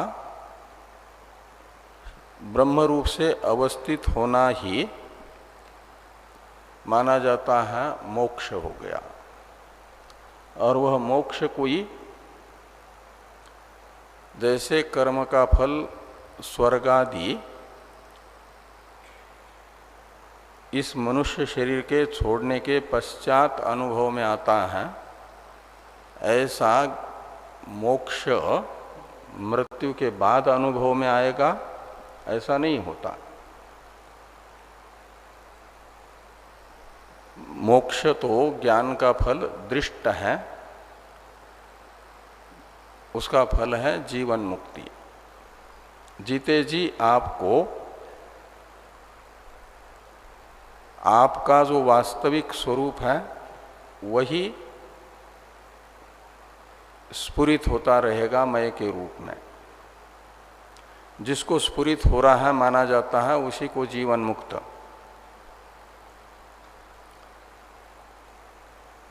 और कठोपनिषद में बताया गया शरीर छूटने के बाद विदेह मुक्ति किसको प्राप्त होती है? कहते जो जीते जी मुक्त हैं उसी को।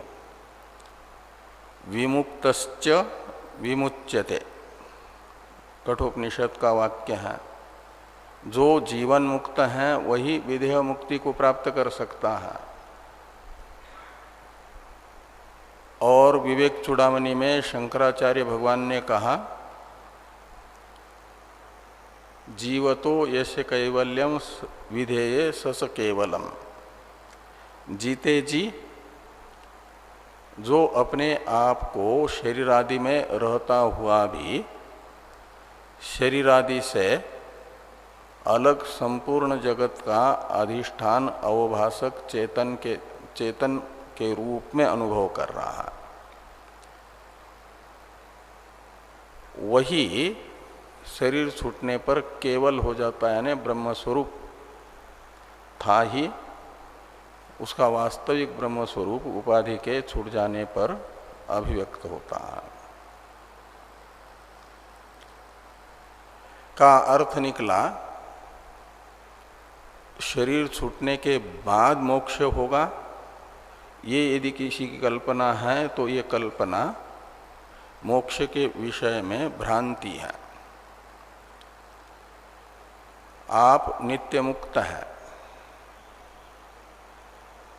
इसलिए तो उसे अकृतक कहा जाता है, नित्य कहा जाता है। नित्य वो होता है जो पहले था, आज भी है और भविष्य में भी रहेगा, जिसका कभी अभाव नहीं होगा।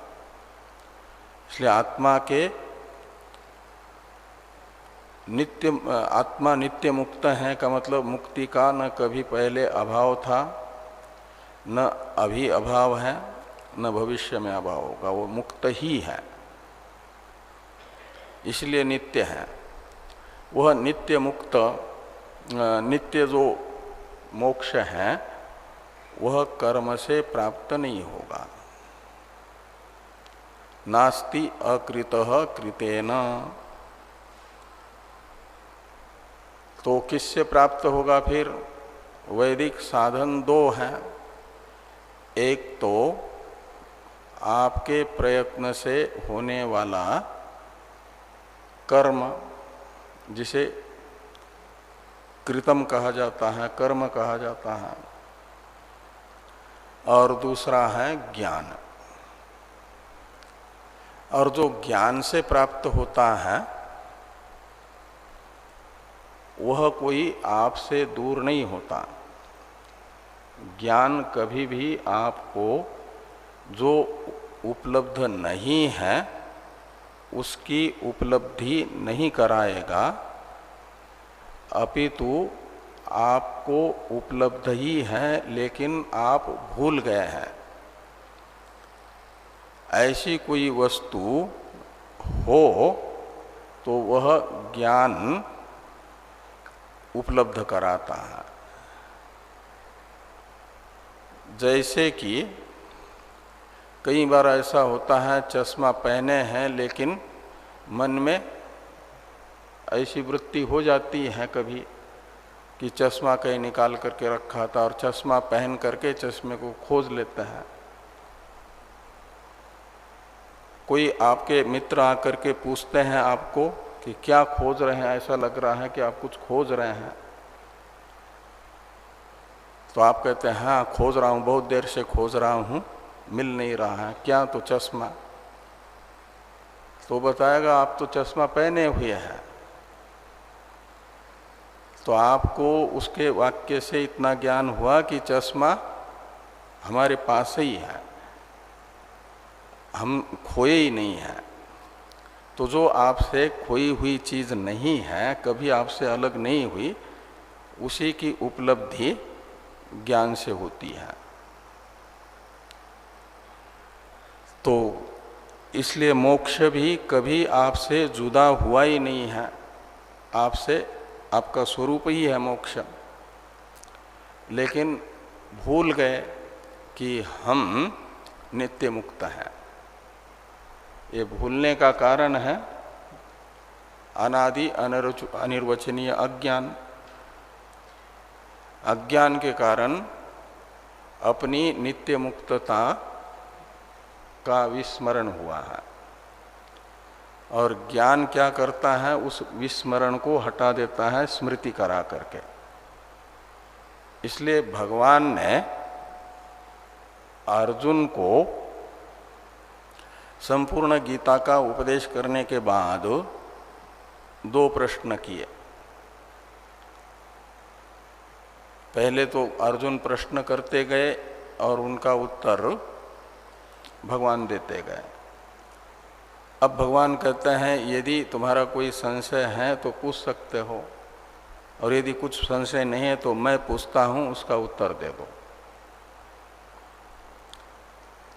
तो कश्चिद एतत् श्रुतम पार्थ त्वयि एकाग्रेण चेतसा कश्चिद दज्ञान सम्मोह प्रणष्टस्ते धनंजय। हे अर्जुन, मैंने जो तुम्हें संपूर्ण उपनिषदों की सार रूपा श्रीमद् भगवद गीता सुनाई, उसे अच्छी तरह से समाहित चित्त होकर के तुमने सुना? ये पहला प्रश्न। और दूसरा प्रश्न है कश्चित दज्ञान सम्मोह प्रणष्टस्ते धनंजय। तो तुम्हारा जो अज्ञान से उत्पन्न हुआ सम्मोह यानी विस्मरण कहो, भ्रांति कहो, विपरीत ज्ञान कहो, क्या वो दूर हो गया? ये दूसरा प्रश्न। अर्जुन ने कहा नष्टो मोह, पहले दूसरे प्रश्न का उत्तर दिया। कहा कि मेरा मोह अज्ञान जनित अध्यास कहो, मोह कहो, भ्रांति कहो, वो नष्ट हो गई। कि कैसे? तो स्मृतिर्लब्धा त्वत्प्रसादात्, आपके गीता, आपके मुख से गीता श्रवण रूप प्रसाद प्राप्त हुआ आपसे, और उससे मुझे अपने स्वरूप की स्मृति हुई, प्रत्यभिज्ञा हुई कि मैं तो नित्य मुक्त ही हूँ। तो जैसे ज्ञान ने अर्जुन को केवल स्मृति कराई, गीता ज्ञान ने, ऐसे आपको भी सद्गुरुदेव केवल आपके भूले हुए स्वरूप का स्मरण मात्र कराते हैं उपदेश से। लेकिन वो भूला हुआ स्वरूप का ज्ञान ही हमको चाहिए और दूसरा कुछ नहीं चाहिए, ऐसी आपके अंदर उत्कट इच्छा होनी चाहिए। तो वो जो ज्ञान है, अकृतक मोक्ष उपलब्ध कराने वाला कहो, यानी मोक्ष तो आपके पास है ही है, विस्मरण हुआ है आपको उसका, वो विस्मृति को हटाने वाला ज्ञान, वो कहाँ मिलेगा, कैसे मिलेगा? तो कहते तद विज्ञानार्थम स गुरुम एव अभिगच्छेत। तो तद विज्ञान का मतलब आपके ब्रह्म रूपता का अनुभव। तद विज्ञान शब्द का अर्थ आपकी नित्य मुक्तता का अनुभव, ये तद विज्ञान है। और उस विज्ञान को प्राप्त करने के लिए तद विज्ञानार्थम शब्द का अर्थ निकलेगा। वो कहाँ मिलेगा? तो कहते वह किसी मार्केट में नहीं मिलता। कहते तद विज्ञानार्थम स गुरुम एव अभिगच्छेत, उसे गुरु के शरणापन्न होना पड़ता है, उसे सद्गुरु के पास जाना होता है। तो स यानी जिसे ब्रह्म जिज्ञासा अत्यधिक हुई है, मोक्ष घर में, मोक्ष की इच्छा मुमुक्षा घर में बैठने नहीं दे रही है, सारी सुख सुविधाएं होने पर भी। जैसे सिद्धार्थ को राजपुत्र हैं, इस लोक के सारे सुख सुविधाओं के साधन उनके पास हैं, और नया नया विवाह हुआ है, इसलिए युवती पत्नी है, सुंदर है और नवजात शिशु भी है, लेकिन उनका मन उस संसार में रममान नहीं हो रहा था। मात्र एक वृद्ध व्यक्ति का दर्शन हुआ और उनको लगा कुछ साल बाद मुझे भी ऐसे ही वृद्ध होना पड़ेगा। दूसरा, एक अंतिम शोभा यात्रा निकली हुई थी, उसमें ले जाया जा रहा था एक व्यक्ति को, तो कहा कि कुछ दिन बाद तो फिर इस शरीर का भी ऐसा ही होगा। इन दो दर्शनों ने उनके अंदर और वैराग्य उत्पन्न कर दिया और जा करके बैठ गए बोध गया में। का मतलब जो योग्य अधिकारी होता है, गीता में कहा ही गया है, और ये कोई एक जन्म का अधिकारी एक जन्म दो जन्म की साधना से नहीं बनता है। बहुनाम जन्मनाम अन्ते ज्ञानवान माम प्रपद्यते। अनेकों जन्मों से मुक्ति के लिए प्रयास करने वाला साधक का संस्कार और अपूर्व एकत्रित हो जाता है तो वैराग्य की भावना जग जाती है। कर्म फल में अनित्यतादि दोष दर्शन होता है संसार में। संसार के प्रति वैराग्य और नित्य जो परमात्मा है उनको प्राप्त करने की उत्कट इच्छा रूप मुमुक्षा प्रकट होती है। संसार के प्रति तीव्र वैराग्य हो, परमात्मा को पाने की तीव्र इच्छा हो, तो समाधि षट संपत्ति साधक के बीच में आई जाती है। संसार के प्रति हमारी इंद्रियां बार बार इसीलिए हमें बाहर ले जाती हैं, मन भी इंद्रिया भी, कि संसार का आकर्षण उनको रहता है और आकर्षण संसार का यथार्थ स्वरूप न दिखने के कारण होता है। और संसार के यथार्थ स्वरूप के दर्शन में बाधक माना जाता है चित्तगत मल विक्षेप। समाधि षटक नहीं होने देता।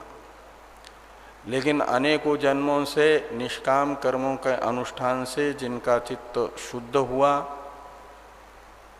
और भगवान की भक्ति से उपासना से जिनका चित्त शांत हुआ, उनके अंदर शम दम उपरति तितिक्षा श्रद्धा और समाधान नामक षट संपत्ति आई जाती है।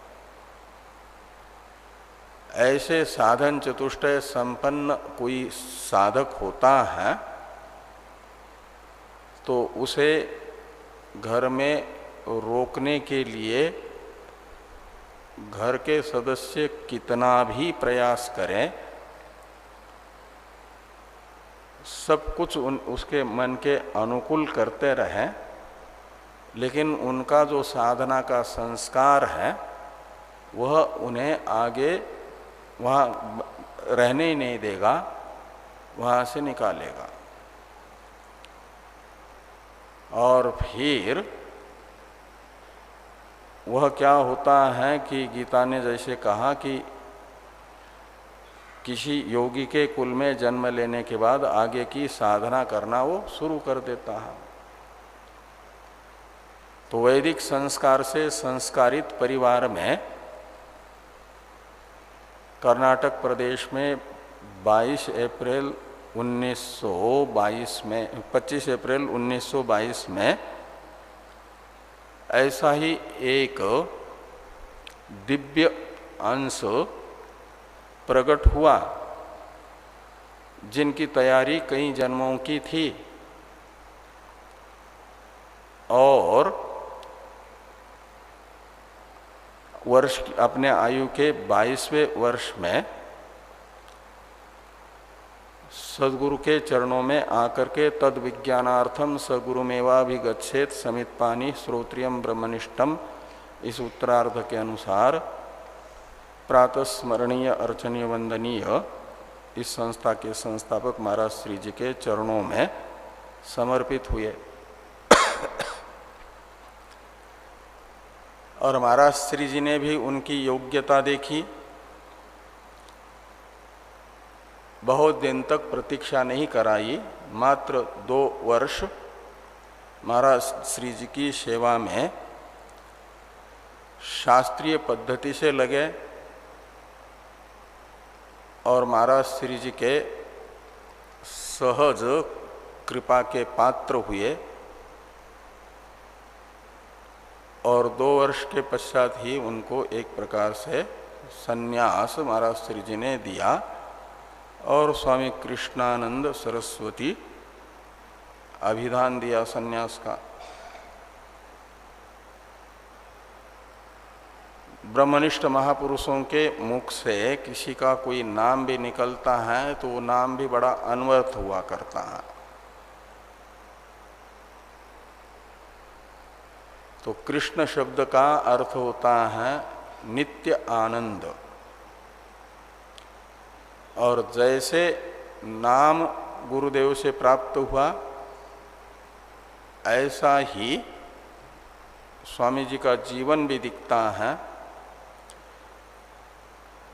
तो कृषिर भूवाचक शब्द णश्च निर्वृत्तिवाचक तयोरैक्यम परम ब्रह्म कृष्ण इत्यभिधीयते।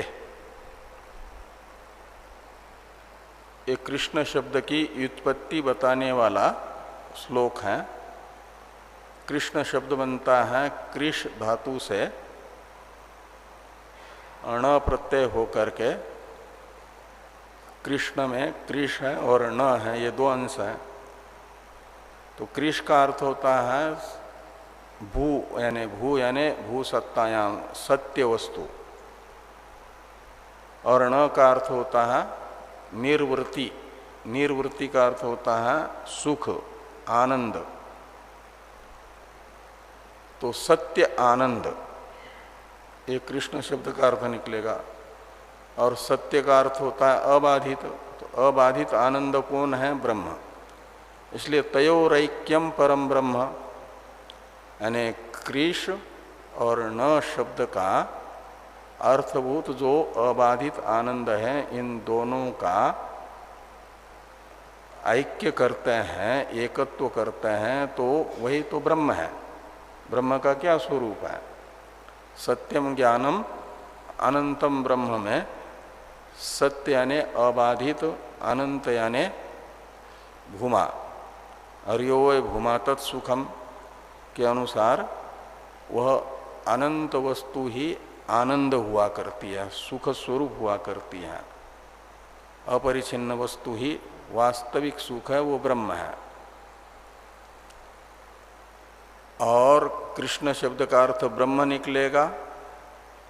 और जिसके जीवन में कृष्ण शब्दित ब्रह्म का ही स्वरूप आनंद है, दूसरा कोई आनंद जिसका मन स्वीकार करता ही नहीं है, विषयों में आसक्त रहता ही नहीं है, ऐसे विषयानंद से अपने आप को जीवन भर अलग रखते हुए नित्य आनंद स्वरूप परमात्मा में ही गुरुदेव की कृपा से रहे। तो 44 में संन्यास हुआ, 44 में आए, 46 में संन्यास हुआ और 5 वर्ष बाद ही महाराज श्री जी ने एक बड़ी जिम्मेदारी 61 में उनको इस संस्था के महासचिव के रूप में प्रदान की। जो सच्चे गुरु भक्त होते हैं उनका उद्देश्य अपना व्यक्तिगत कुछ होता ही नहीं है।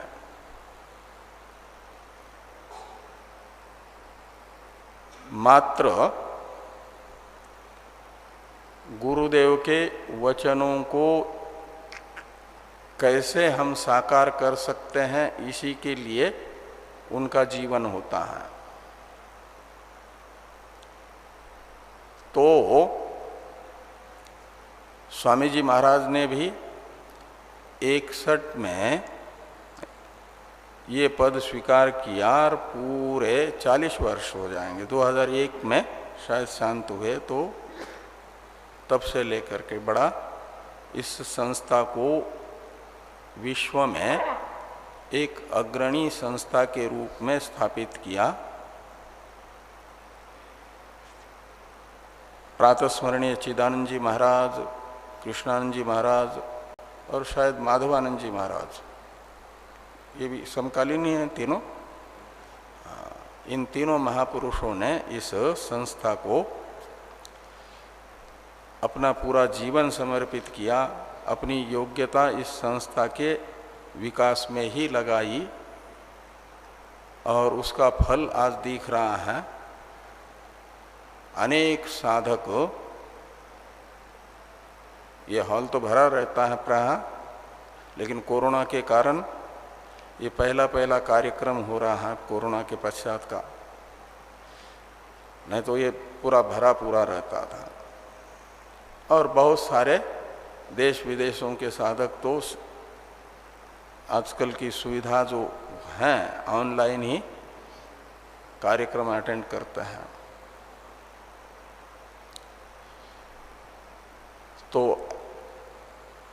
अपने गुरुदेव के प्रति जिसका वास्तविक रूप से समर्पण हो, परमात्मा के प्रति अनन्य प्रेम हृदय में हो, तो श्वेताश्वेतर उपनिषद बताती है कि ऐसे महापुरुषों को बहुत ज़्यादा पढ़ना नहीं पड़ता, रटना नहीं पड़ता उपनिषदों के वाक्यों को। उपनिषदों का, वेदांत का जो मुख्य तात्पर्यार्थ है उनके हृदय में सहज प्रकट हो जाता है। यस्य देवे परा भक्तिर यथा देवे तथा गुरौ तस्येते कथिता ह्यर्था प्रकाशन्ते महात्मनः। कहते जिसके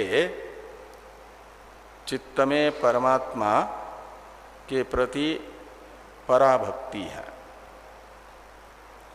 और जैसी परमात्मा के प्रति है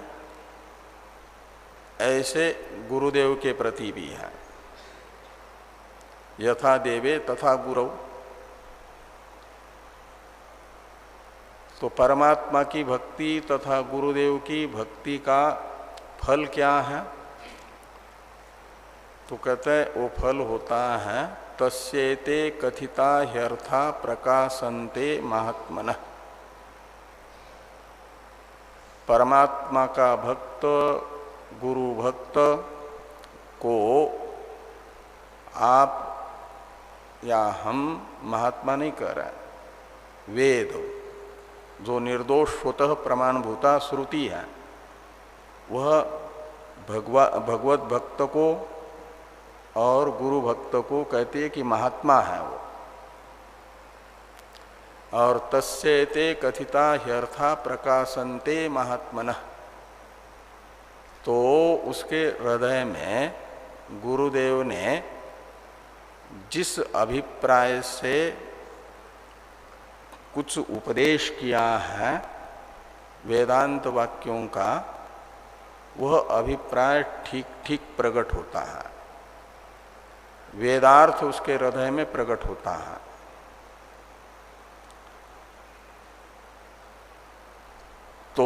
स्वामी कृष्णानंद जी महाराज के अपने गुरु परमात्मा इष्ट देव परमात्मा के प्रति और गुरुदेव के प्रति जो प्रेम था हृदय में, यही तो प्रेम रूपा भक्ति है। अनन्य श्रद्धा जो थी उसी के फलस्वरूप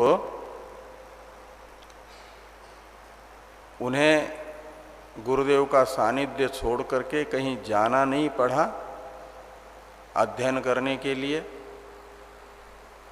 और गुरुदेव की कृपा से ऐसा ज्ञान प्रकट हुआ कि वे पाश्चात्य दर्शन तथा भारतीय दर्शनों के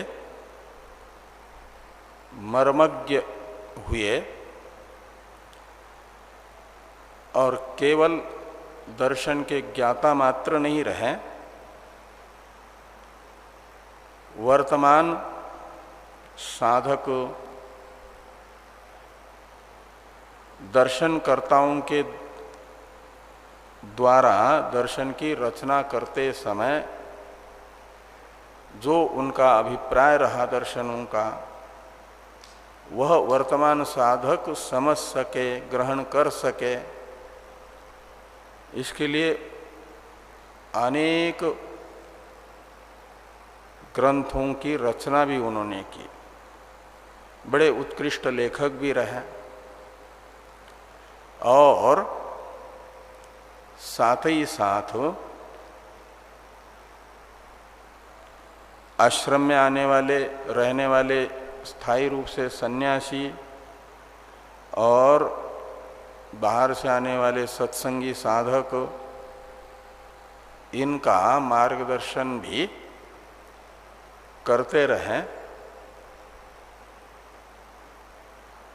और पूरा जीवन, प्राय आजकल संतों का बहुत कम दिखता है जिस संस्था में आए, जिसे गुरु के रूप में स्वीकार किया और पूरा जीवन उनकी सेवा में समर्पित रहे, ऐसे संत अभी नहीं मिलते हैं। कुछ साल यहाँ रहे, कुछ साल वहाँ रहे, कुछ साल वहाँ रहे, कुछ साल उधर रहे और कहीं से भी पकड़ में फिर कोई वस्तु आ नहीं पाती। यद्यपि सभी अपने अपने ढंग की साधनाएं बताते हैं, लेकिन एक साधक के लिए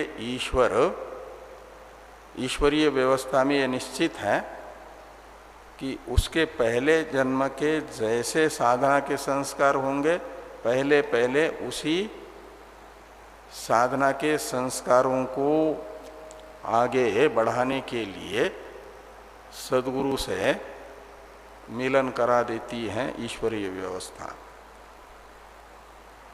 उसे ईश्वरीय विधान स्वीकार करके वहीं पर बने रहें और पहले साधकों में यह धैर्य हुआ करता था, पहले संतों में यह धैर्य हुआ करता था। वे एक हम लोगों के लिए अपना एक प्रकार से आदर्श जीवन, एक संत को कैसा जीना चाहिए वह स्वयं जी करके सिखा करके गए। उनके तरह जीवन जीने वाले को एक प्रकार से निश्चित रूप से भगवान की गारंटी है कि उसका उद्धार होकर के ही रहेगा, उसे भगवत प्राप्ति होगी ही होगी। ऐसे महापुरुष की दुर्गति नहीं होती, नहीं कल्याणकृत कश्चित दुर्गतिम तात गच्छति। और ऐसे महापुरुषों के लिए ही तो भगवान कहते हैं कि मैं उनकी मुमुक्षा जिससे शांत हो ऐसा ज्ञान गुरु मूर्ति धारण करके प्रदान करता हूँ। तेषाम एवानुकंपार्थ अहम अज्ञानजम तमः नाशयामि आत्मभावस्थो ज्ञान दीपेन भास्वता के अनुसार भगवान कहते हैं स्वामी कृष्णानंद जी महाराज जैसे होते हैं उनके लिए मैं उनके अहम वृत्ति में स्वयं अभिव्यक्त होता हूँ, उनके हृदय में ज्ञानदीप प्रकट करता हूँ और उस ज्ञानदीप से अज्ञान जनित सम्मोह को नष्ट कर देता हूँ। भगवान ने ये आश्वासन दिया है,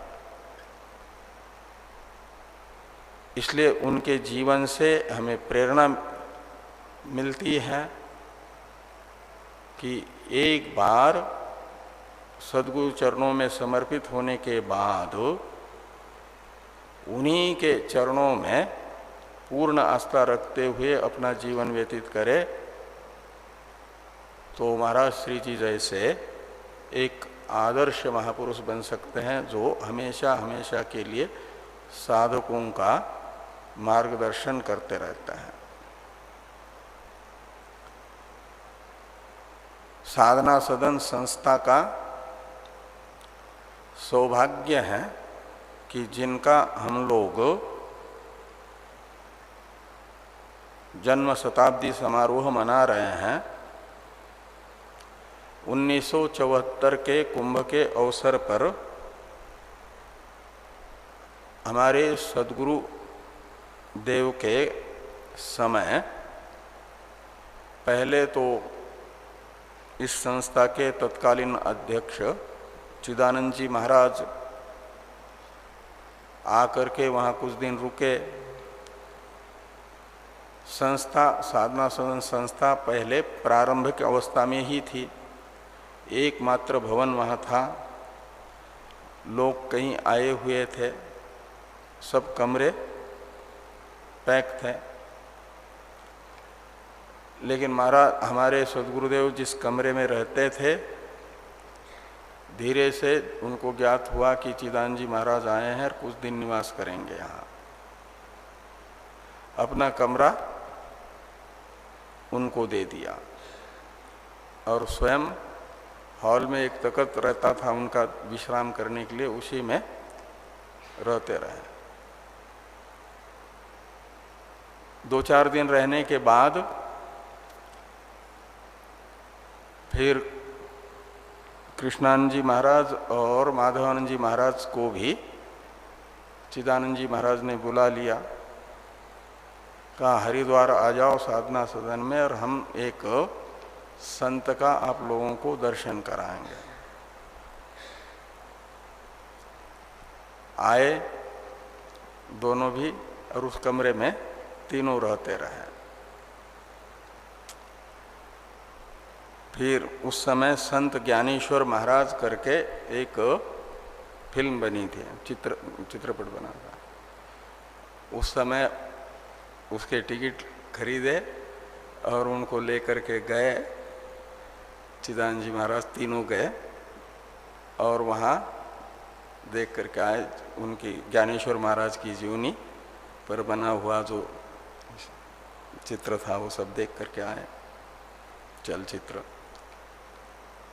बाद में फिर उनको कहीं जाना था कार्यक्रम के लिए चिदानंद जी महाराज को, तो कहा कि मैं तो जा रहा हूँ लेकिन कुछ दिन ये मेरे गुरु भाई लोग रहेंगे यहाँ।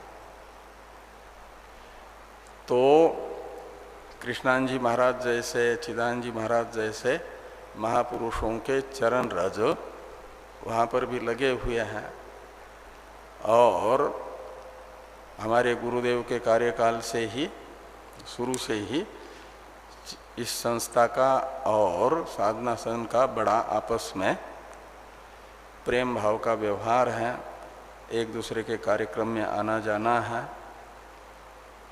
मैं अपने आप को भी बड़ा सौभाग्यशाली मानता हूँ कि इस संस्था के पदाधिकारीगण हमें अपनी वाणी को पवित्र करने के लिए यहाँ पर अवसर देते हैं। प्रातस्मरणीय शिवानंद जी महाराज एवं ब्रह्मलीन कृष्णानंद जी महाराज, चिदानंद जी महाराज के पावन चरणों में यही प्रार्थना है कि यह संस्था उत्तरोत्तर और भी अभिवृद्धि को प्राप्त हो, साधकों का मार्गदर्शन गुरु परंपरा के अनुसार करती रहें। आजकल ऐसी संस्थाएं जो समय समय पर उचित मार्गदर्शन करने वाली बहुत कम रह गई है, उसमें इस संस्था का बड़ा योगदान है। ये ऐसी ही लंबे समय तक योगदान करती रहे। इसी प्रार्थना के साथ अपनी वाणी को विराम। ओम तत्सत।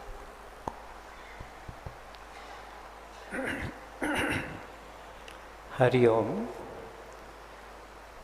परम पूज्य महामंडलेश्वर स्वामी विश्वात्मानंद पुरी जी महाराज हमारे निमंत्रण को सहज रूप से स्वीकार करके यहाँ पधारे।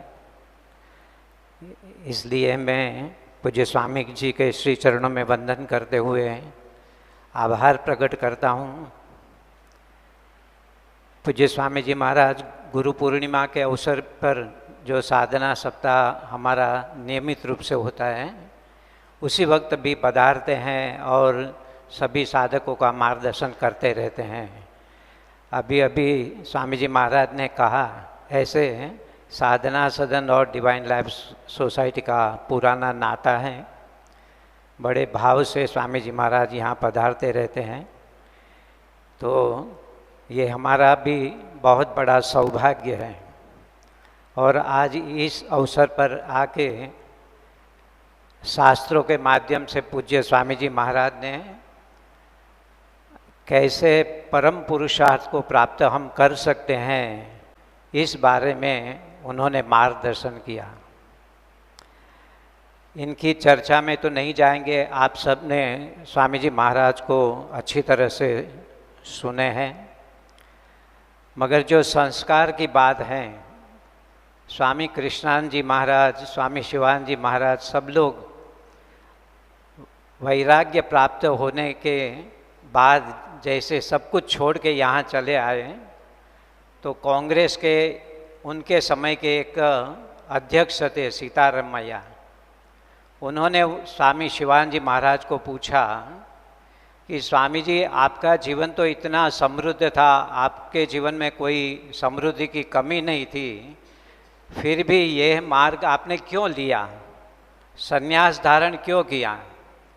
तब गुरुदेव स्वामी शिवानंद जी महाराज एक ही शब्द में कहते हैं, संस्कार। और स्वामी जी महाराज ने भगवान बुद्ध का भी, उनकी भी बात बताई। तो जन्म जन्म के जब संस्कार होते हैं, तब जाके ऐसा वैराग्य प्राप्त होता है, और गुरु के चरण में जब हम जाते हैं तब हमें ज्ञान की प्राप्ति होती है। तो पूज्य स्वामी जी महाराज के हम बहुत आभारी हैं कि उन्होंने अच्छी तरह से हमारा मार्गदर्शन किया। मैं सभी की ओर से और हमारे न्यासी वृंद की ओर से भी स्वामी जी को प्रणाम करके मैं आभार व्यक्त करता हूँ। हरिओम।